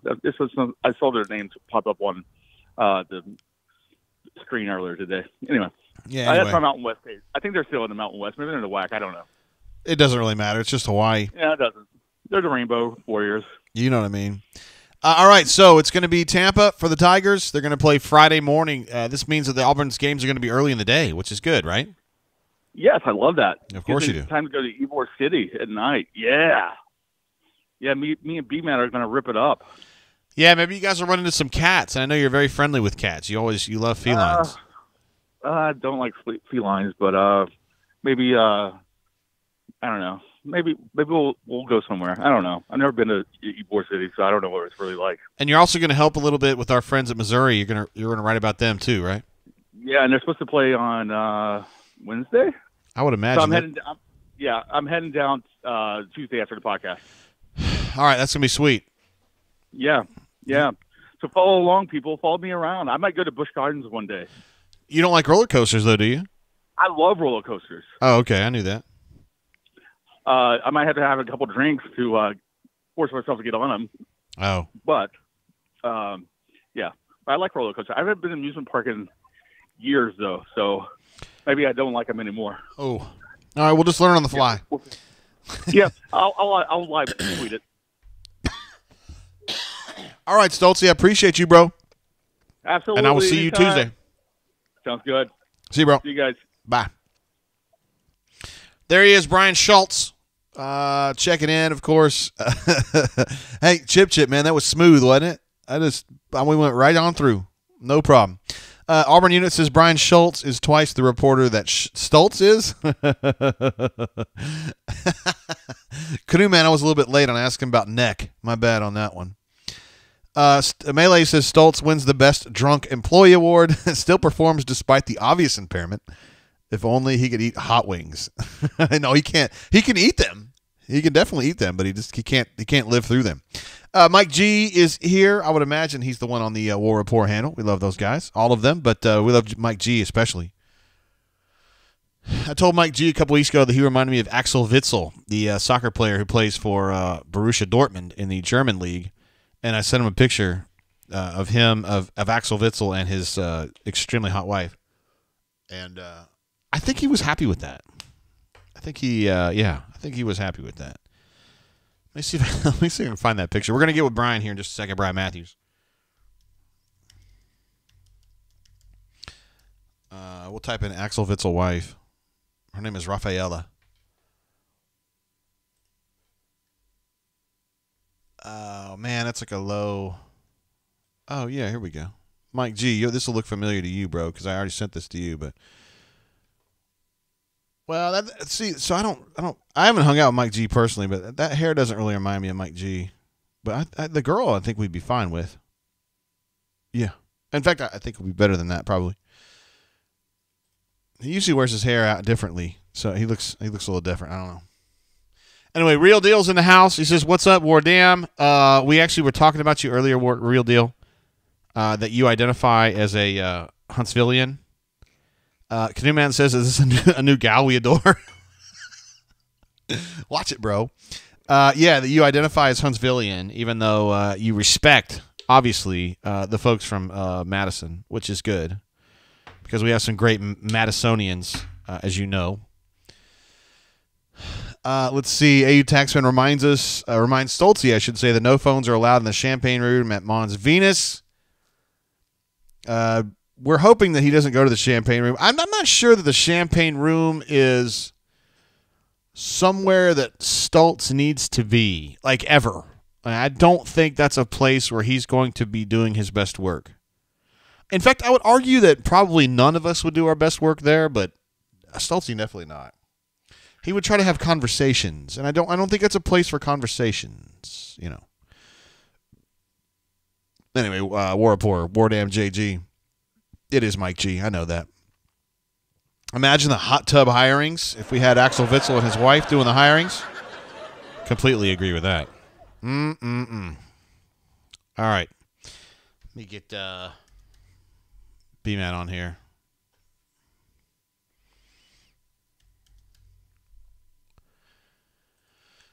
All right. Let me get B-Man on the cell phone here and see if he's out of breath. I want to imagine he's not. But you never know with B-Matt. He can trick you sometimes. What's up? Yeah, is this Brian Matthews? The one and only. What up, B-Matt? Over here at Plainson Park, watching a little baseball. Of course you are, because you're the hardest working man in Auburn sports, yeah. Yeah, we got a doubleheader following the SEC championship. So they're playing the hated Rhode Island Rams, right? They are, yes. A very noted rivalry here. Yes. And the Tigers are up 8-0, I think. You seem to have your breath, though. Yeah, I'm okay. I made the trip over here, but I've settled in my seat, so I've been able to rest a little bit. So I'm good. Is Jason over there? Yes, he's here. I referenced him on the show earlier, by the way. Me and Caldwell are chilling out in the press box right now. Well, we love Caldwell. We do. He's a much respected member of the Auburn sports community, like the Auburn lowercase sports, you know. Yeah, of course. He's been doing it a long time, you know. Yes, he has. I know somebody else. You've been doing it a long time too, Brian Matthews. Yes, over 20 years. It's hard to believe. It is hard to believe. I was a young 30-year-old back in the day. Anyway, Melee asks if you're in pajamas yet. No, not yet. But boy, I wish I was, because if I could be, I would. He's still working, yo. Yeah, man, come on. Okay, basketball court. Just talk about you had a chance to be down on the floor, or in the arena, I should say. You know, whatever. You were kind of in the middle of that. Tell me what it was like when they won the title. Great atmosphere, great celebration. Most of the fans stuck around and cheered for the team as they cut down the nets and did all the post-game interviews live. They basically interviewed every single player on the team for the radio, and they broadcast that to the speaker and to the stadium. So I thought that was great. Of course, it sucks when you're trying to do an interview over Zoom, and that's going on. But hey, that's the life of a reporter these days. Yeah. But game-wise, I didn't think it was really a notable game. The biggest thing to me to come out of the basketball game was Chris Moore getting in there.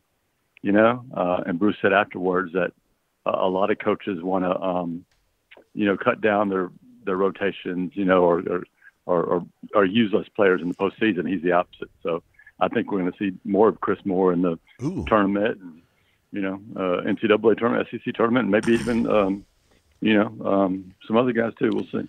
Well, he was saying on the radio, Simo was, that he had been banged up, Brian, but I was surprised to hear that because, like, in practice, he's just kind of bringing it, Yeah, and he's not going to score 12 points or whatever off the bench, but he is going to play defense, rebound, do a lot of the little things, and if he ever gets his confidence in the game, he can hit a three. He's got a really nice looking shot, so we'll see if that happens. I thought it was good that Alan Flanagan hit his first three of the game. I know he didn't take off scoring watch today, but that was good. I thought he had a solid game. I thought pretty much everybody had a solid game that played, really. I don't think anybody had a bad game. Yeah. Wendell Green going 7 assists and no turnovers is pretty special. Ooh, that is good. I hadn't even checked that out. I hadn't seen that. That's great.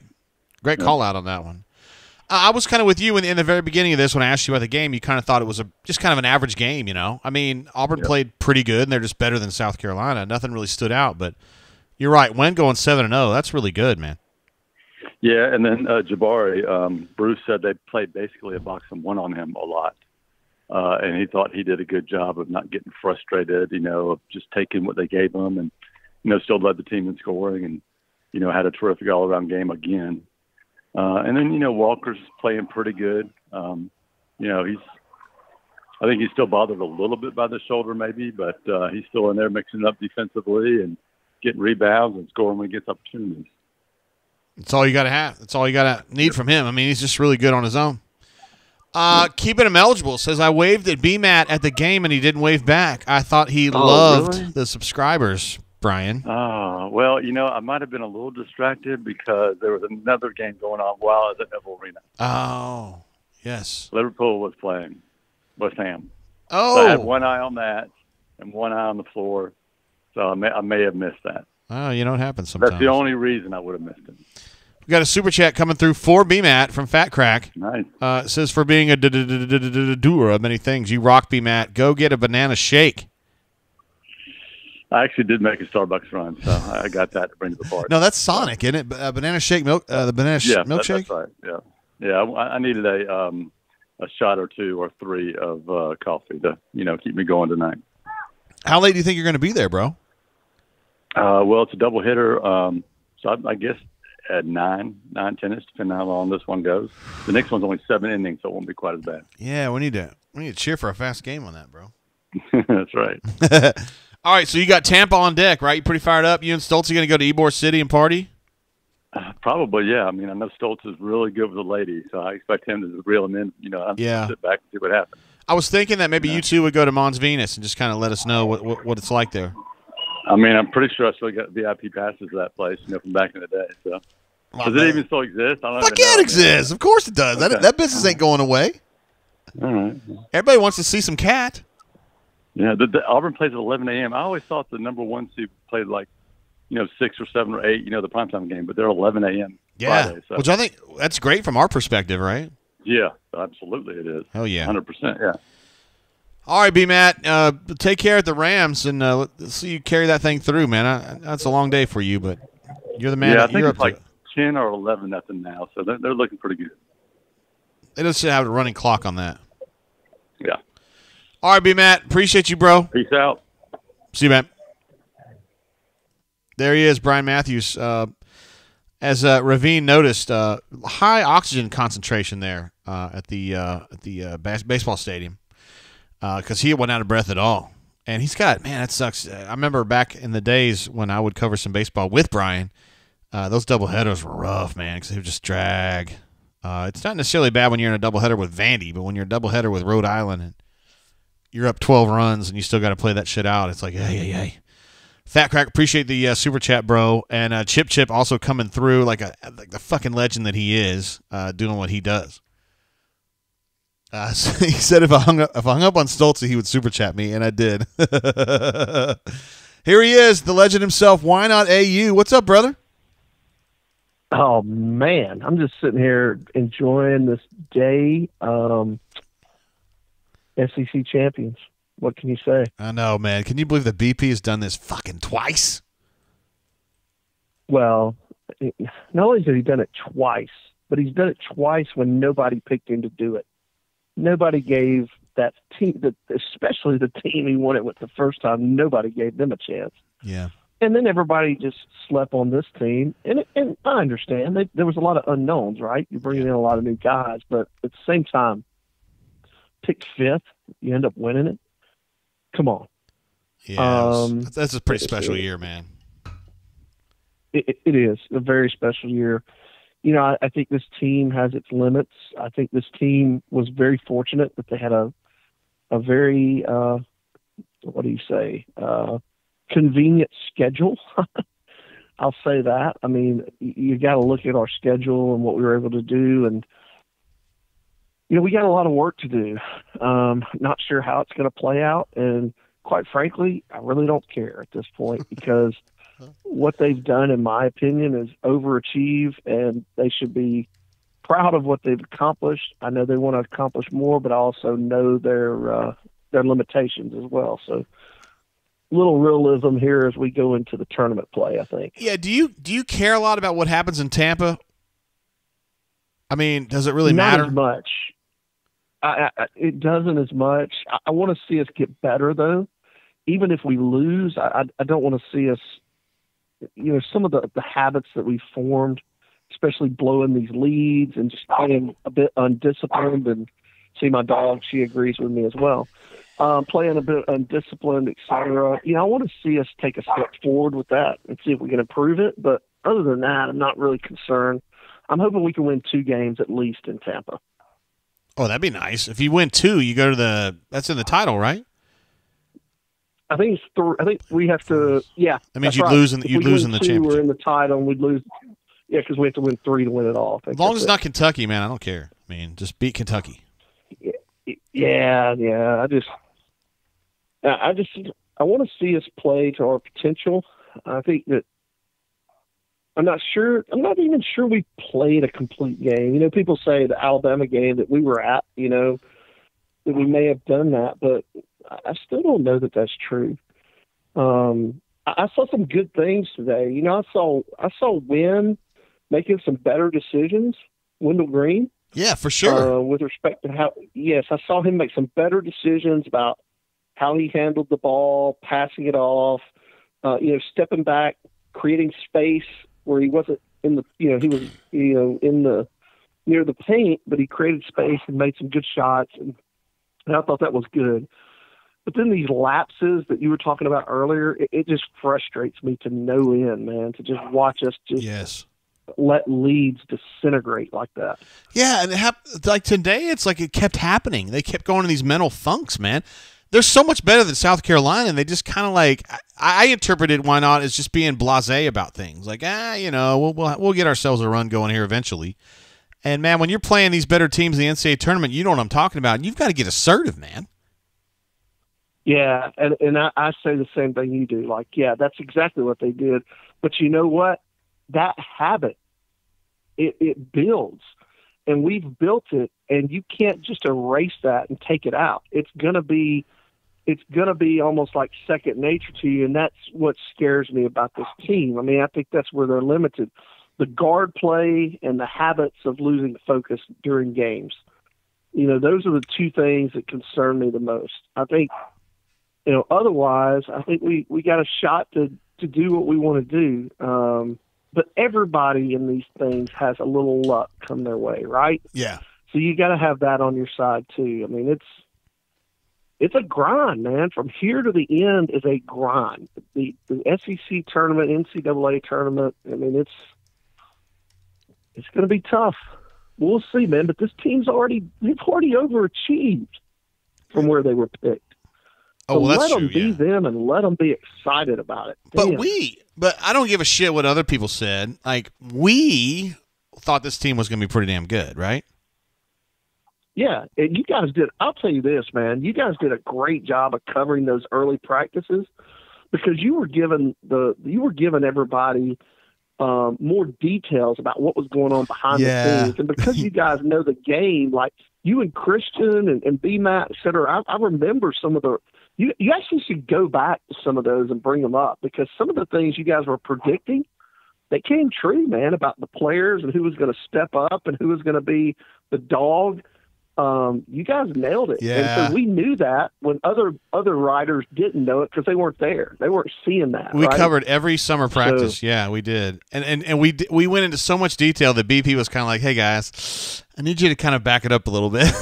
It was like, oh, shit, my bad. I didn't mean to make you mad. He's like, no, I'm not mad. I just need you to kind of back it up a little bit. So we did. But we've tried to give you guys as much information as possible. I'll just put it that way. That's what I told BP. So these people are thirsty, man. They want fucking information. They love you guys. And he was like, I get that, but we can't give them everything. I said, okay. Yeah, he I'm telling you, man, I have to call it. I've thought through it. I've tried to be objective about everything. I just have to say, Bruce Pearl is the greatest coach in athletics that Auburn University's ever had. Period. Wow. End of story. If you look at if you look at what he was dealt with, the history of Auburn basketball as a sport, and what he's accomplished, and it reverberates through the entire fan base, the donor pool, etc.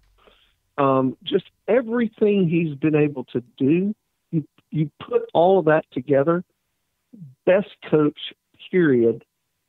And I know we had a discussion about, okay, we got David Marsh, you got Richard Quick, you got the equestrian guy. But let's just put it into context. Auburn basketball was abysmal. Oh, it's horrible. There's nothing to build on. Yeah, this guy, what he's done is it's amazing. 27-4, dude. Amazing. 27-4. It's insane. I don't care. Yeah, I don't care what schedule you had, who you had at home, who you had away. 27 wins in the SEC conference in basketball, and not playing total slouches out of conference. Good God, that's amazing. Yeah, this league's pretty good too. I mean, I don't think it's the number one league in the country, but it's number 2, and to have 15 wins, it's pretty damn good. War Report is agreeing with you. Patrick D says, I'm going to have to agree. Bruce is the best we've ever had. Best, period. End of story. I'm tempted to go your way as well. There, man. I don't want to undersell Coach Dye, though. That's the thing. Coach Dye, he did some work too. I know. He did. Those guys over there, Mike G and company, they do a damn good job too, man. They put it out there. Yeah, they do. Some of the film reviews they do during the year in football, I mean, that's a lot of work. Like people may not appreciate that. And these guys, they're working multiple jobs. So they, I'm real pleased with the product they're putting out. And I hope the Bunker and folks also check out those guys over there because they do a hell of a job on the work they do. So love their positivity, man. We're fortunate, man. Yeah. We've got some really good folks that cover Auburn and talk about Auburn, It's a good group. Good family. Damn right, man. Well, JG, I'm going to let other people get in. I'm all about the camaraderie that the Bunker brings, et cetera, and we want to continue to build that any way that we can, in any small way we can. So Me and my team, we're all behind it, and just love what you guys have put together. Love all the folks and how they support this thing, and just very happy today. And let's see where we go from here. All right, bro. We'll see you on Friday then. All right, man. See you, man. Bye. Appreciate you. There he is. Why not AU? An absolute legend. I mean, I don't even know what to say. We need a new word for him because it's whatever the next step is. I don't know. The guy's an absolute stud. Yeah, for sure. And I'm glad that he's out here saying some nice stuff about the War Report. Well, I mean, not that they need it because they've proven themselves, but the War Report guys are busting their ass to do legit stuff. It's not a bunch of like gossipy shit talking stuff. They're doing it the right way, and I love it about them. It's a great handle. Convicted arsonist says second. Why not AU's sentiments? JGT and the team's coverage of preseason practice was incredibly insightful. Also agree. Thank you, by the way. Bruce is the GOAT when you take into account his marketing savvy plus the coaching. Yeah, I mean, from that perspective, there's really nothing bad you can say about BP, right? He's a great coach. He's a great recruiter. He's an incredible. I would argue that his best skill is marketing. He's an incredible marketer, and BP knows how to kind of turn it on and how to be that carnival barker when he needs to be. I feel like I'm not like super close to BP like on a personal level. It's not like I sit around and talk about marriage and shit with him, but like I have spent time with BP when he's not in front of people and he's just being regular BP, and he's a little bit different, but he's a straight dude, and that's what I like most about him is that when I go to BP, when he's not, there's no cameras in front of him, there's no fans around, and he's just being himself. He's still a straight up dude. And he doesn't lie to me, and he doesn't bullshit me, and I like that about him. I'm telling you, basketball coaches can be kind of full of shit. And BP, I'm telling you, at his absolute core, he's a really good dude. Chip gives us the final. Missouri has defeated the Georgia Bulldogs by 10, 79-69. A game they were trailing by 9 at halftime. And I would imagine that's about it for Tom Crean. Now, I don't think a win here would have changed anything, but he's in trouble. He's in a lot of trouble. I think as Auburn fans, y'all, sorry, I write about Auburn. Auburn fans should be very happy with Tom Crean. They should tell Georgia, go ahead and keep him. I think he's going to turn it around next year. I think that's what the standards should be. Melee says, I feel like BP had to do the carnival stuff for a few years, but now it's more doing what he does. Yeah, I just think for him, I hate to say it comes easily because it's not easy what he does, but it's in his wheelhouse. He's a very good person at dealing with people. Like he's a chameleon, and he knows how to make people feel like they matter. And that's a skill that is very valuable. It's a skill that not a lot of people have, and I respect it very much. As somebody with a background in psychology, as I do, yes, I marvel at him, honestly. So, and in addition to that, obviously he knows how to run a basketball program. He's been incredibly successful. And I mean, you think about where Auburn was with Barbie. I mean, Barbie's last year, they were okay-ish. But I think they fired him at the right time when you have a chance to get BP and then just, the fact, I mean, I thought that BP was going to be good. I just didn't know he was going to be this good. I mean, to win 2 titles, he got a Final Four in 19, and then to me, this team, if it falls short of the Elite Eight, I think that's a failure. They don't want to hear that, and BP don't want me saying that, but based on what they've done this year, based on the roster they have, Melee, that's brilliant. Based on what they have, I think an Elite Eight would be the absolute minimum. And Final Four is probably the reasonable expectation for this ball club. I mean, they've been number 1. They won a very difficult conference. We have one of our other incredible, absolute studs calling in. It is D. Lucky calling in from, hopefully from Northern Alabama. Is that right? D-Luck, you there, bro? In between is my folks. You got me? Yeah, hell yeah, I got you. What's up, brother? I'm good. I said I'm betwixt and between, as my folks say. I'm not in the GOAT Madison right now. We're actually headed I-65 south. Like, where are you located kind of generally? South of Coleman, north of Birmingham.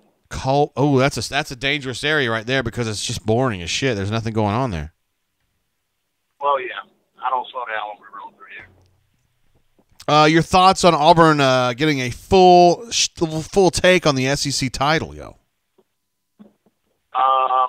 Very proud. I'm thrilled to death that they don't have to share it, that all the hard work pays off, that nobody else put their grubby little paws on the championship trophy.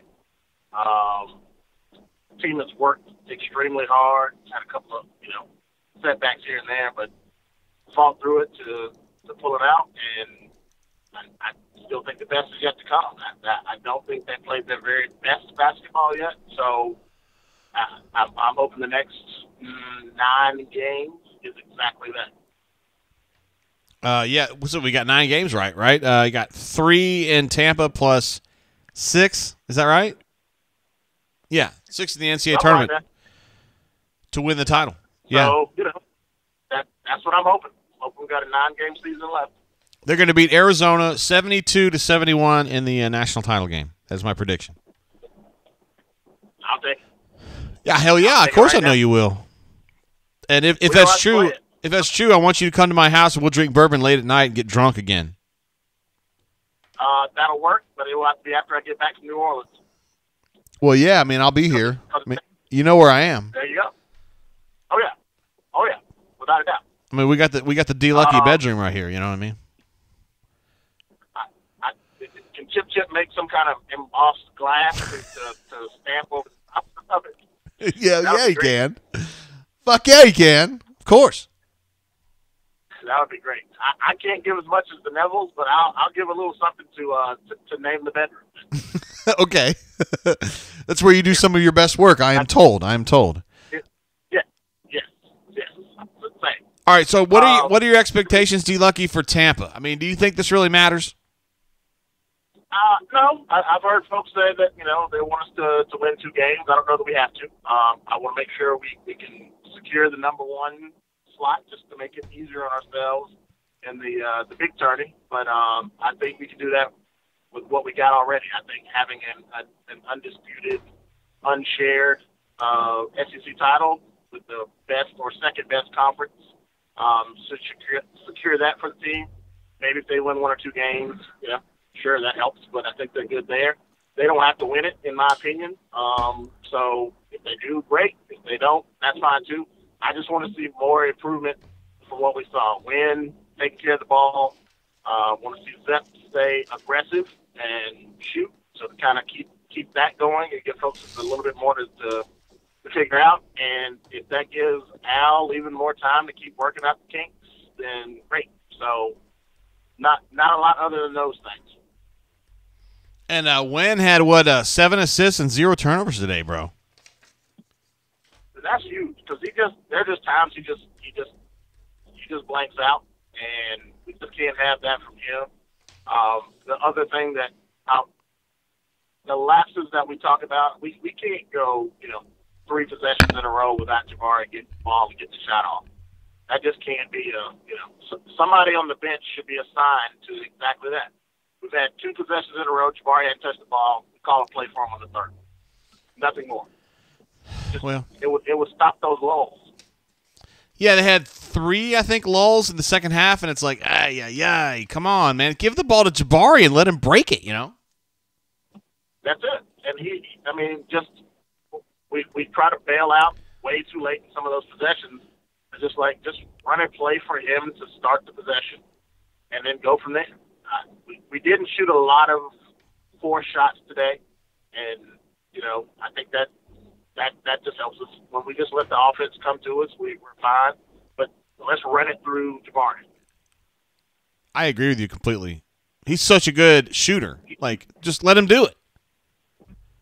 He is, and he forces the defense to either collapse on him and he can make a play out of it. Or if they don't, then he can rise above whoever's guarding him, shoot the ball, and he's pretty damn good at it. So right.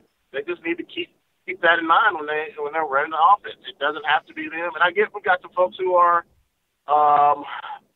less in the sharing mode, and that works sometimes. But you just in the tournament, they got to know that, hey, we're in a tight spot.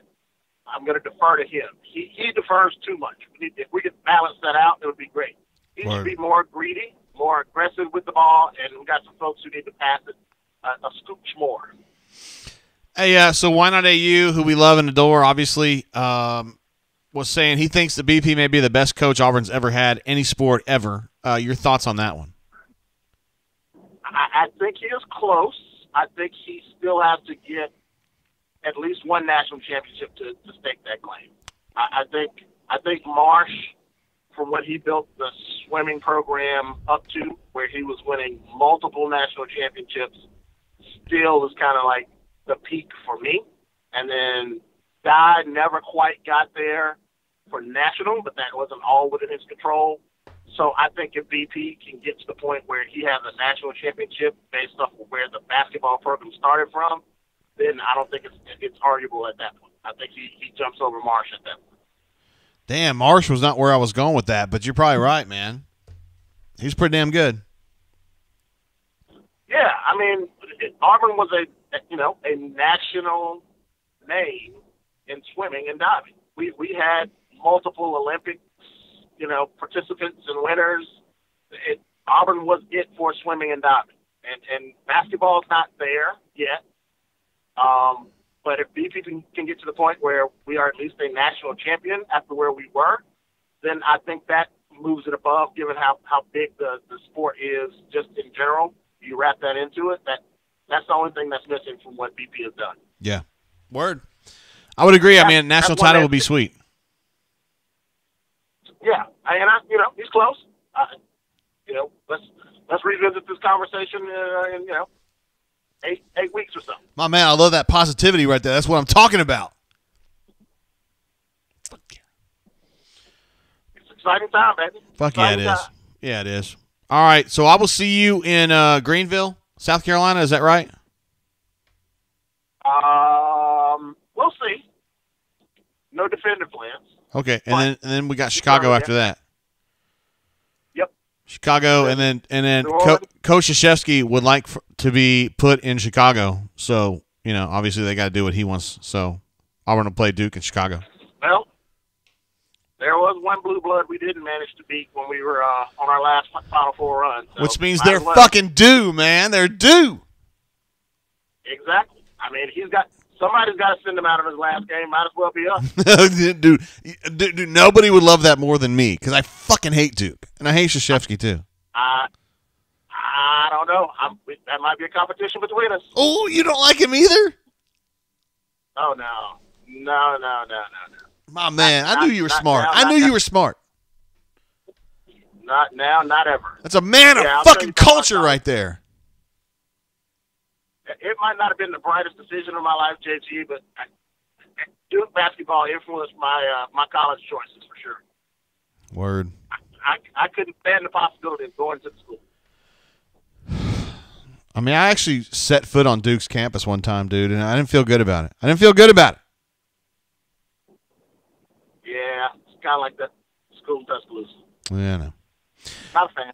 All right, D-Lucky. We love you, bro. I know you're out there being safe, and you're being an absolute legend because that's what you are. So thank you for calling in, bro. Appreciate it. Word at Eagle, everybody. Celebrate tonight. War Eagle, bro. See you, man. Be safe. There he goes, D-Lucky. Do we have a better caller? I mean, why not I use a great caller?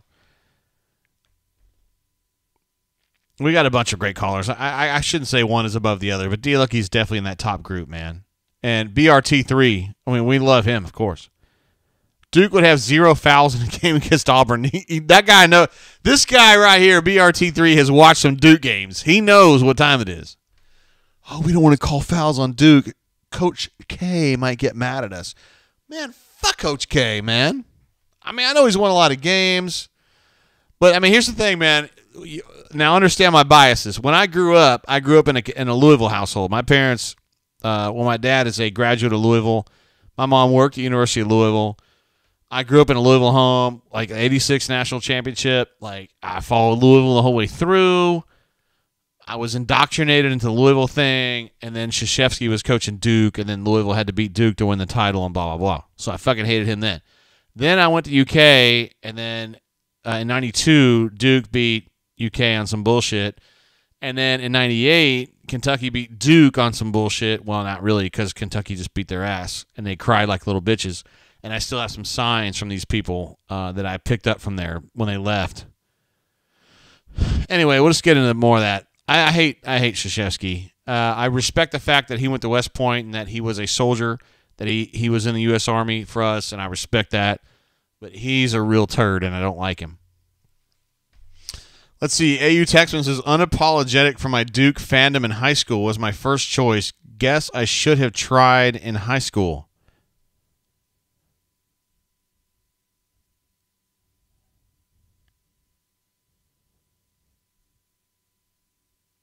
Okay. Hey, Taxman, listen, man, you good with me? I mean, if we're just gonna have like a fucking trust tree here, I mean that's fine. But I mean, I don't know how I just don't know how you can look at Duke and be like, I like that brand. I like that brand. I want my coach to be a condescending asshole. I want my team to be fake. I want to be in some goofy league that they say are great, but they were actually great like 30 years ago. Like I don't get it, but I respect you. You came to the Bunker Bourbon event. Like, I love you. You know how I feel about you, bro. But like this whole, I can't believe there was ever a point in your life where you thought Krzyzewski was a good bet. Auburn unit says, besides the big three, but Auburn's best coach probably needs to lie in men's football or hoops, as those are by far the most prestigious college sports. That's fair. So Auburn unit says Dye or Pearl for me. Yeah, it's tough, man.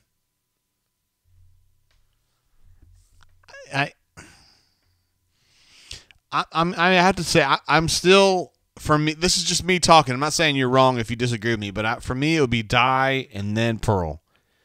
And if Pearl were to win a natty, that would probably change it for me. But for me, Pat Dye taking Auburn from where it was under Barfield, and you know the whole Alabama thing and the Paul Bryant thing, and pushing them above that and getting above that, like, to me, that was some heavy fucking lifting. Not to say that BP's not. He's done a great job, and his staff has been insane. And one of the great things about BP is that he has put his staff first.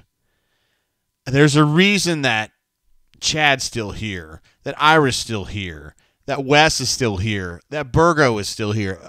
Probably Burgo more than anybody. It's because BP knows he's got to have a great group around him. And I respect that about him a lot. So this group has been insane. I still think that Dye is a better coach based on what has happened so far. BP's still got a long way to go. You know what I mean is he's got years ahead of him. Dye does not. He hasn't been the coach since 92. So, you know what I'm saying. By the time we're finished with this conversation, we may have a different answer. But for me, Dye is still ahead of Bruce Pearl. That's just me. That's just me. Let's see. A War Report says, I met Coach K in Vegas during the Tourney of the Americas. Who gives a shit about anything? Why did you meet Coach K? Kobe Bryant brushed me off. Now, that's a legend right there. And Coach K actually shook my hand and talked to me for a couple of minutes. Come on, yo. Kobe Bryant is like 10 times the guy that Coach K is.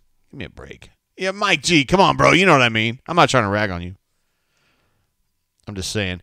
Let's see. Alan I says, hold on. I'm trying to figure out what you're talking about here, bro, because I missed some things for sure. Alan I says, tell my wife, Jennifer, good job raking leaves. What?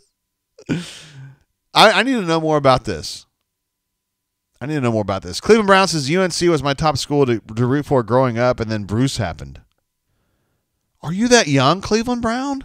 I thought you were kind of an older dude. El Tigre says for him it's Dye, BP, Tuberville, Shug, and Chiswick.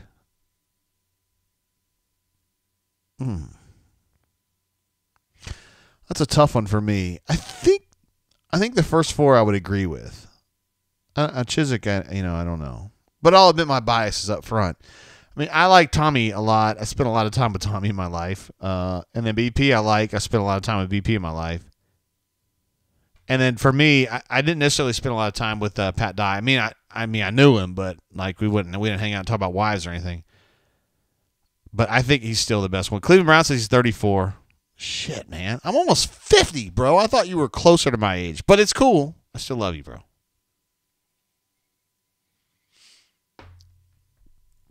Canoe Man says, wait, Cleveland Brown is in his 70s, right? I wasn't going to go that far, bro, but I thought he was in his 50s. I don't know why. I don't know why I thought that. But I did think he was. Like, no joke. Word Porsche says, LOL, I was the biggest Kobe hater after that. Oh, come on, bro. Don't let one interaction affect you, man. Kobe was good people. I'm convinced of that. I did not meet him myself.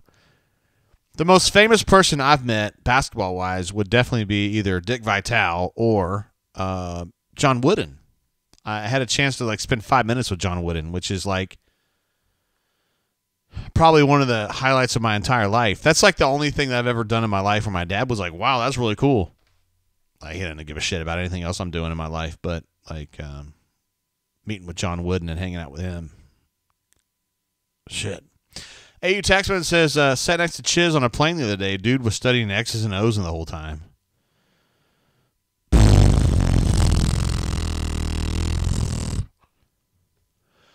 Let's see. LT Gray says, Chiz gets the mention because of the ring. You know what? I think that's fair. That's fair. You got to give him credit for that. Sam H jumps in with his third super chat of the day. Is this guy legend or what, man? Dues. He says dues. Sam H is always here for us and doing what's got to be done. The guy's he's a heavy lifter. We would put that as a heavy lifter. Yeah, we love him. Sam H, appreciate you, bro. He's doing X's and O's. That's right. He's going to be a coach again, right? He was coaching, and then he got out of coaching, and he's going back into coaching, and he loves to get on there and talk shit about kids that leave their schools, except that he leaves his school. He left Iowa State. He left Auburn. Well, they fired him at Auburn, actually, to be honest with you.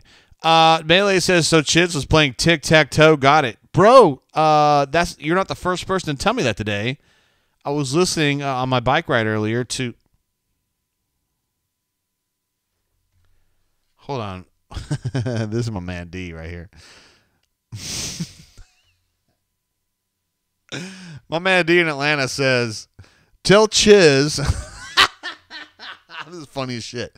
Tell Chiz that plane seat was great before he ever sat there.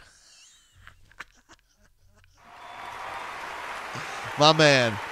That's why D is great, man. I absolutely love that guy. You know him on the bunker is D and ATL. He is absolutely hilarious, man. He absolutely brings it. Let's see. Auburn Unit said, I would like Chiswick more if he seemed like he could laugh at himself or in general, and if he had teeth. He has teeth, right? The rest of that I totally get. Look at that Canoe Man. Look at this, man. He knows what it means to the community. He says, please smash that like button. How do we only have 36 likes? We've been going for 2 hours and 5 minutes talking about the Auburn Tigers and also tremendous late 80s, early 90s R&B, which would help some of you younger folks who don't know what I'm talking about. But it would help you with the girls if you would just listen to us. And I can sit here and talk all day, but the bottom line is that why not AU is a fucking real-ass DJ. Like, you guys are like, oh, yeah, he's a DJ? Yeah, I am too. No, for real. Like, he brings the equipment, and he, knows how to do it. Like, for reals. Although, I was hoping, Patrick D., that when you were playing Humpty Dance, that you respected the fact that I knew every lyric. Now, you may have been too busy doing the DJ thing, and you had shit to do to understand that, but other people in the group there understood that I knew every single lyric to that song. Anything on Sex Packets, and I got it, bro. Look at this. We got a super chat coming through from the Real Deal, my main man, from the greater Huntsville area. Says this win feels good. There is much more for this team to prove. Final Four or bust. I'm almost there with you, bro. For me, it's Elite Eight or bust. But Final Four is fair, too. I think you can make that argument. And I'm not going to argue with Real Deal because, first of all, he's a super chatter. And second of all, I like his wife. He married a really cool chick, and I like her. I like her. I don't want to go into too much detail. But his wife's. You guys know my biases. I'm very open with you guys. I don't like soft women.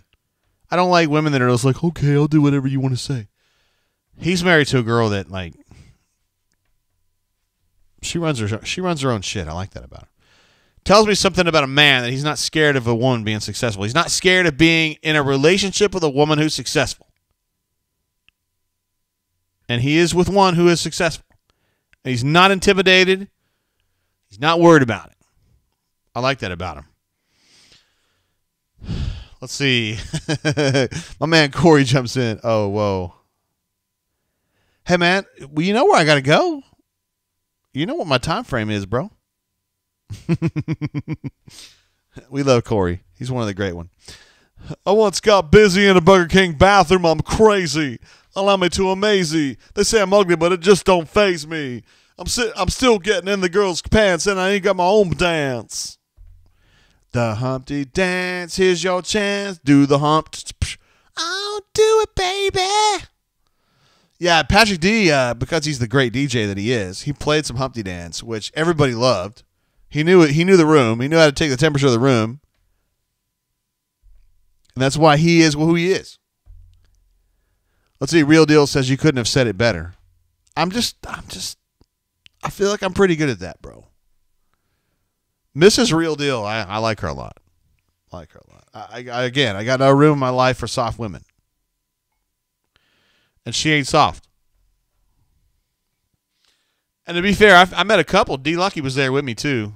He's my man. But Easterwood, who's probably not here anymore, but his wife is not soft either. She's a type A girl, and I like that.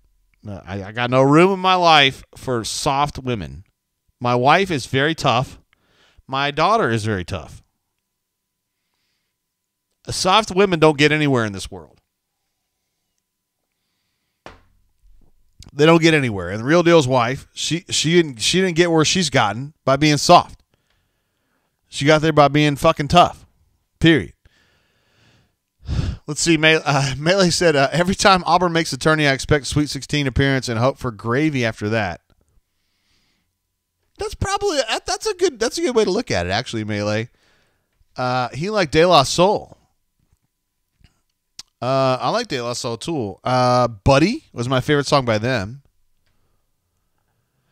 Let's see. Ravine says, JG, what can we reasonably improve on in between now and the tournament? Great question, bro. Let's take a look at that statistically, okay? Because I don't want to just sit here and say, hey, man. Let's look at the statistical markers here. Let's go ahead and take a look at what KenPom says of the Auburn Tigers. We'll take a look at it right here. Hey, can you guys put that up on the screen there? If you don't mind. Can you guys go ahead? Yeah, let's switch over to our box score screen. Hey, can you go ahead and put that up? Thank you. All right. So this is the basic scouting report for KenPom. Shit, it got too small. Let me go ahead and blow that up so you guys can see that a little bit better. Some of these numbers don't get me as wet as others because KenPom has his own set of biases. But you can see that top row there, adjusted efficiency. By KenPom's definition, Auburn has the 21st best offense and then 8th best defense, which, I mean, to me, Auburn's a defensive team. Auburn creates steals, deflections, blocks, and they get out in transition. So to me, they are definitely a defense-first team. And then possession length tells you that they're pretty quick tempo team, which I think is fair. And the four factors, effective field goal percentage is top third, Turnover percentage means they keep their turnovers low, which is true. They have pretty good ball handling, particularly with Zepp. They're in the top. I think there's 350 teams, something like that, in Division I. So they're in the top 5%. They're probably top 3% in offensive rebounding percentage. And then field goals, FTA/FGA tells you essentially how often you get to the line. And they're pretty good at that, which doesn't surprise me. Wynn's good at that. KD's good at that. Walker is not necessarily good at – well, he's pretty good at getting to the line. He doesn't really drive as much. And Jalen gets a few fouls as well. So they have some guys. I'm telling you, through the years, I don't feel like we have valued Chris Denson enough. As we should have appreciated Chris Denson more than he was appreciated. Because he went to the hole. And he got and ones, and he got free throws. He played for some shitty teams, but he was a really good player. I'm telling you, Chris Denson on this team, not only does he start, he's a fucking badass. He's an awesome player. Let's see. Corey Dub says, did Trey Mason like De La Soul? We have to give you a laugh on that one, bro. His dad, he knows. Corey W knows this, but Trey's dad was Maceo, DJ Mace. From De La Soul. And, of course, Trey liked them. I actually asked him that question. And he said, of course, I love them. Now, did he really mean that? I don't know. Patrick Duke says, Mrs. Why Not AU is a Jersey girl full of pissed offness. Wow. I don't want to get too deep into this, but I am a fan already. Trey La Soul. Patrick says Trey La Soul. It's a phrase I hadn't heard in a few years. Obviously, we called Trey that occasionally back in 2012 and 13. Seriously, though, he was great in the 13 team. They got to the national championship game, but Trey got 1,000 yards rushing for the 2012 Auburn Tigers, and they were terrible. Huge respect to Trey for that one. I think that was a bigger achievement than anything else he did. Bob says, what will it take in the SEC tourney to get that last number 1 NCAA seed? Bob, I think they've already got it, bro. If you're the regular season champion of the number 2 league in the conference, I think you got it. I think they do. I think they got it. They got it wrapped up. Pipe player Nick, my man. There he is. Pipe player Nick jumping in, says, nice hat, Commodore. He has seen this before, yo. My man, Pipe player Nick, has partied with me in Dominican Republic, and hopefully he's going to party with me again this summer. I'm telling you, bro. I'm waiting on your answer. Hopefully he's going to get some of his homies, and we get some stuff set up in the Dominican this summer. I almost feel like we should do a live show for the Dominican, bro, like so people can be like, yo, JG's actually hanging with Pipe player Nick. Because people might think it's fake.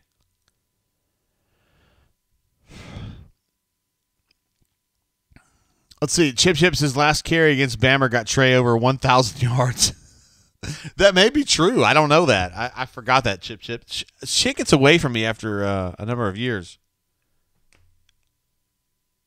Wait. AU Taxman says Jerry Seinfeld wearing Duke blue. Hey, man, AU Taxman, you said when you were younger you liked Duke, but, like, do you like it now? You don't like him now, do you? Pipe player Nick says that would be a good idea. Dude, what's going on with Purdue? I've been championing Purdue all damn year, and then here we are. Like, it's time for postseason, and I feel like Purdue's kind of falling off a little bit. I'm not giving up on them or anything, but lost to Michigan, got crushed at Michigan. Got crushed. No, that's not fair. They just lost at Michigan State, and they lost at Wisconsin. They finished off today with a win against the hated Indiana Hoosiers, who are actually pretty good, at 69-67. They still have the usual group, Jaden Ivey, Trayvon Williams, and Zach 80. And with number 55 still bombing away from three-point range. He's at 41% from three. I still think Purdue is a tough out in the NCAA tournament, but Nick, man, I got some questions, bro. I don't feel like they've been as good as they should have been. Look at him, though. He says, congrats on the SEC title. Well done. Look at that. He's got the love. Bob W's in the house. Was in the Dominican last month. Came home to 18 inches of snow and temps in the teens. What the hell? That's BS, man.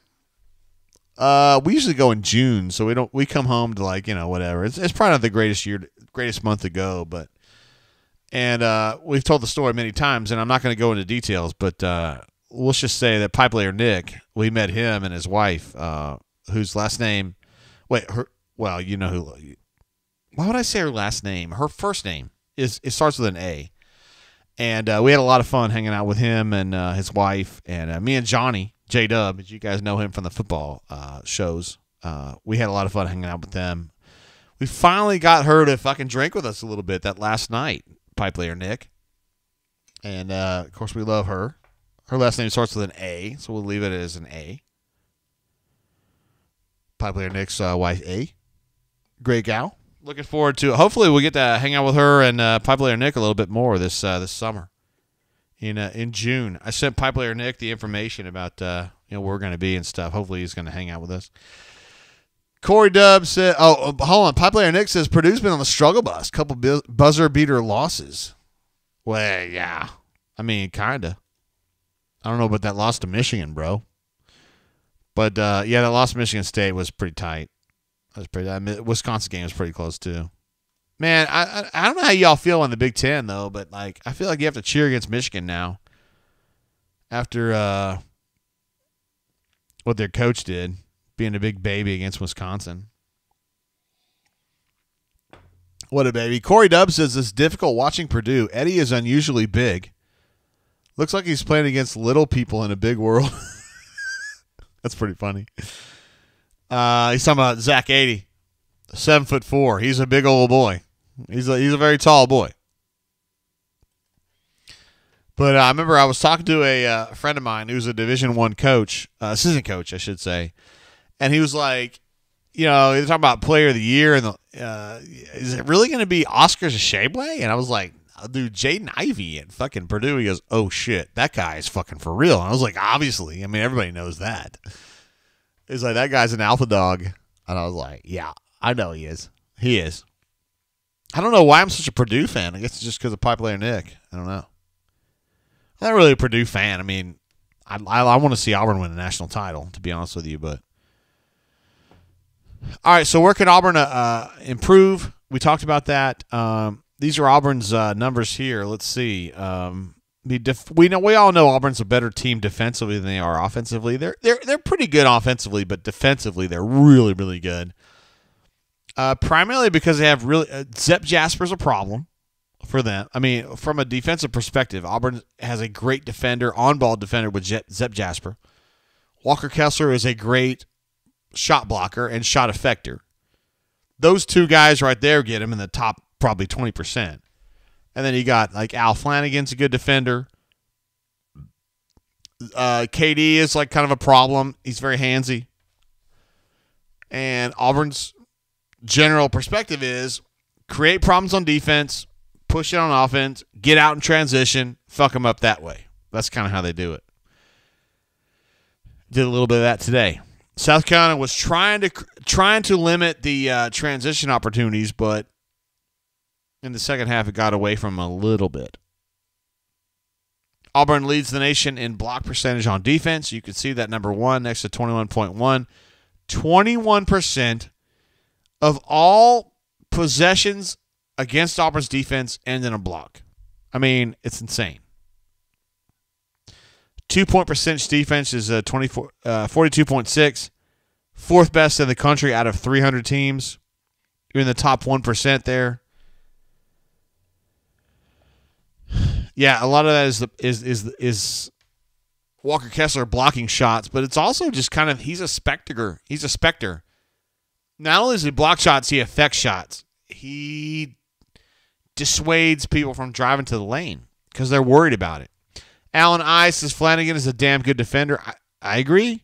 I know I keep saying that about him, and people get mad about his offensive problems. And he had 2 turnovers late, which was kind of ugly, but you're right. He's a very good defender. Yeah. AU Taxman says for FFS, if ESPN, if I wanted to see Coach K walking around the court, I'd change the channel.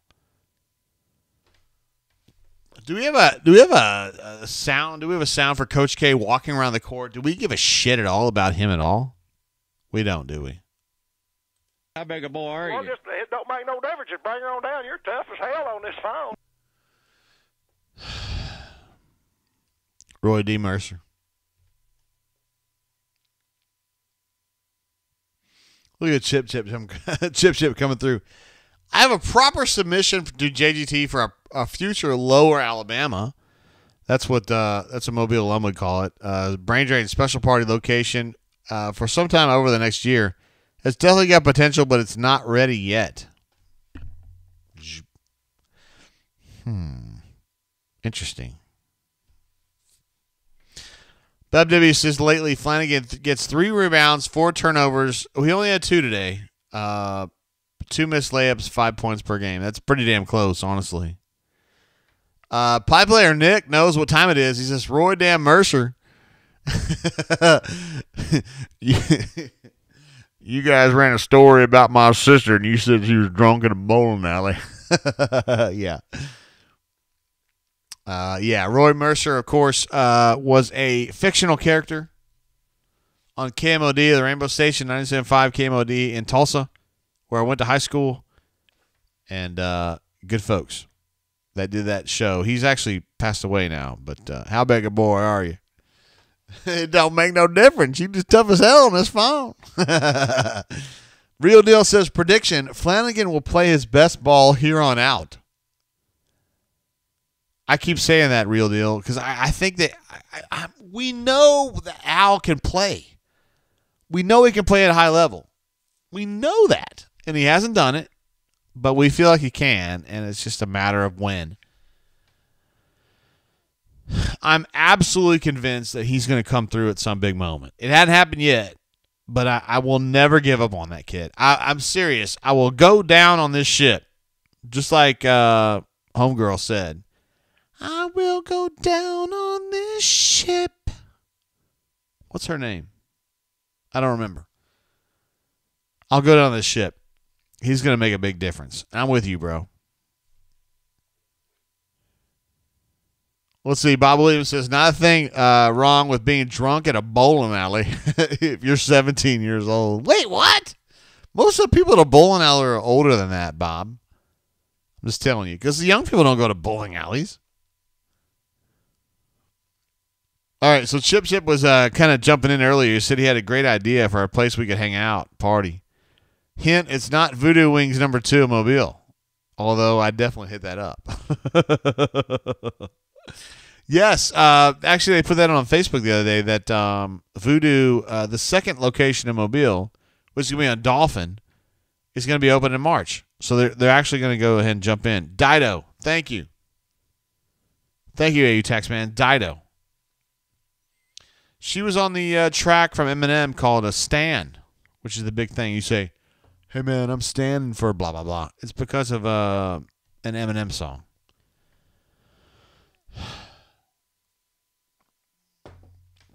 All right, guys, it's 5:10. It's 5:10. I don't have any texts either. It's 5:10. We've been on the air for 2 hours and 23 minutes, which means it's actually 2 hours and 17 minutes where it's been me because I have a 5-minute warm-up.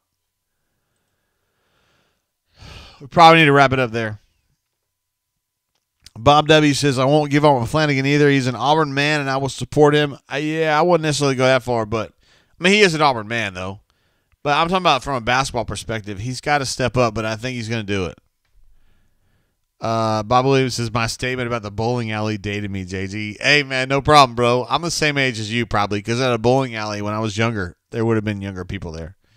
These days, not so much. I don't really know where the young people are now. I mean, I'm almost 50, so I don't really know. Real Deal says, Roy D. Mercer, pet hamster is a classic. We're just yakking it. I got a pet hamster. His name is Liberace. Yeah, I know that one, bro. Of course I do. Hell yeah. Yeah. Yeah, his name is Liberace. Hey, I also saw that my friend Ben Thomas, who covers high schools for AL.com, was named to the Was it the top 50 Alabama sports writers of all time today? What an absolute legend, man. Ben Thomas used to be my my boss. And, yeah, we're really fired up about him being on that top 50 list because we love Ben. And he's good people. And, yeah, that's how I feel about that. He's down in Mobile these days, and we're fired up about him for sure. Man, he's good people, and he's a good writer. He taught me a lot about how to be a sports writer. He was my boss, the advertiser, from, let's say, 03 to 05, something like that. Let me give some love to our super chatters today. Let's see what we got. Canoe Man, War Eagle 0008. Mobile Alum 91. Hold on. Is today the 5th? I say JG, yes, it's the 5th, yo. Canoe Man, Sam Howell, Corey Dubb, Cleveland Brown. Sam Howell's been incredible all day long. Brad E, Mayor Mix-a-Lot, MWD, who's been an absolute legend up there in Oklahoma, and he's moving around too. Ravine, Auburn Unit, Pocket Watch. Is this guy not a legend or what? SSim0008, Chip, Daniel P, a.k.a. Metal Fan 25. Stu Pup jumped in as well. I don't think I called that out, but I should have. He said, enjoy this title. March is way too random to not. We love him, of course. Patrick D, BRT3, and Patrick D have been incredible today. Unbelievable. Data 3 Girls, Brad E, Fat Crack, War Eagle 00008. He said he shot it better today. And he was talking about Auburn, but I thought he was talking about himself. Convicted Harsonist, Fat Crack, D Lucky, Canoe Man, who's been unbelievable today, and the real deal. Who is married to, in fact, the actual real deal. Let's see. Bob W says, great show as usual, JG, War Eagle. Appreciate you, bro. Appreciate your support. For reals. Alan I says, the post in Mobile, cool spot. Flanagan's D, though, I think he needs to step up on offense. Yeah, I agree with that, for sure. I mean, he's been trying. He's been trying, but he hadn't quite gotten there. Bob Deb says, how do I get your mailing address? I want to send you a little something. Shit, I'm on board with that, bro. Send me a DM on the auburnsports.com site. I post as JG Tate. You may know that. And then send me a direct message and say, hey, I want to send you something, and then I'll hook you up, bro. Appreciate you, bro. Chip says, at AU Taxman, major upgrades in internet, sound, and secret camera installations. Here now. AU Taxman says, do you play the final countdown during the warm-up to get psyched for the drain? It's the final. No, I listen to Carrie. I'm just kidding. I don't really. Look at Real Deal jumping in here with a late one. He says, thanks, JG. Bro, we love Real Deal. I hope Miss Real Deal watches our show. I would imagine that she doesn't. But if she did, we'd be fired up. I mean, obviously, we love you being part of the show too, bro. Hayden says, Hayden shows up. Off work finally, pumped about this team. Don't be fooled by the regular season. The title means a whole lot. Let's go on a run. He's saying, hey, man, don't be happy with the regular season title. Let's get a postseason title. Let's get an SEC tournament title. Let's get an NCAA title. And I think it's a great idea. I think everybody should be on board with that. For real. Real deal. I appreciate you, bro. I appreciate the support, bro. All right, we're going to wrap it up there. We will see you guys. I guess the next time we're going to see you on the Brain Drain is Friday. Auburn's going to play at 11 a.m. We'll see you probably like 1:30 or 2 o'clock on Friday when Auburn's beating up the 8th or 9th seed in the tournament. And then we'll just kind of go from there. Appreciate you guys. Of course, we called out the Super Chatters earlier. BRT, appreciate you, bro. Why Not AU for calling in, for being incredibly supportive of the show. Appreciate you guys. BRT, 30 years, man. It ain't easy. A lot of people don't get there. A lot of people don't get there. It's hard work. A Real Deal is just getting started, but we got 30 years on him, but that's cool. He's going to catch up. Anyway, guys. Pocket Watch is still going. What a brain drain. How about that, huh? Yeah, we've gone 2 hours and 30 minutes on this shit, yo. Call me Biscuit. Biscuit, my man. What's up, bro? Biscuit jumps in. What a legend. Anyway, Kessler doesn't get Defensive Player of the Year. Who is the competition? I don't know, but it should be Kessler. It should be named the Walker Kessler Award. The guy's been an absolute stud all year. He's blocked more shots than like half the country by himself. Anyway, guys, we'll check you out on Friday, I guess. Seems like a long time to be without y'all, but we'll do it. And, by the way, when we see you again, I will have given the cup to Dad of 3 girls. Till you see you again, keep your feet on the ground, keep reaching for the stars. See you guys. Love you. Make great decisions. We'll see you on Friday. Peace.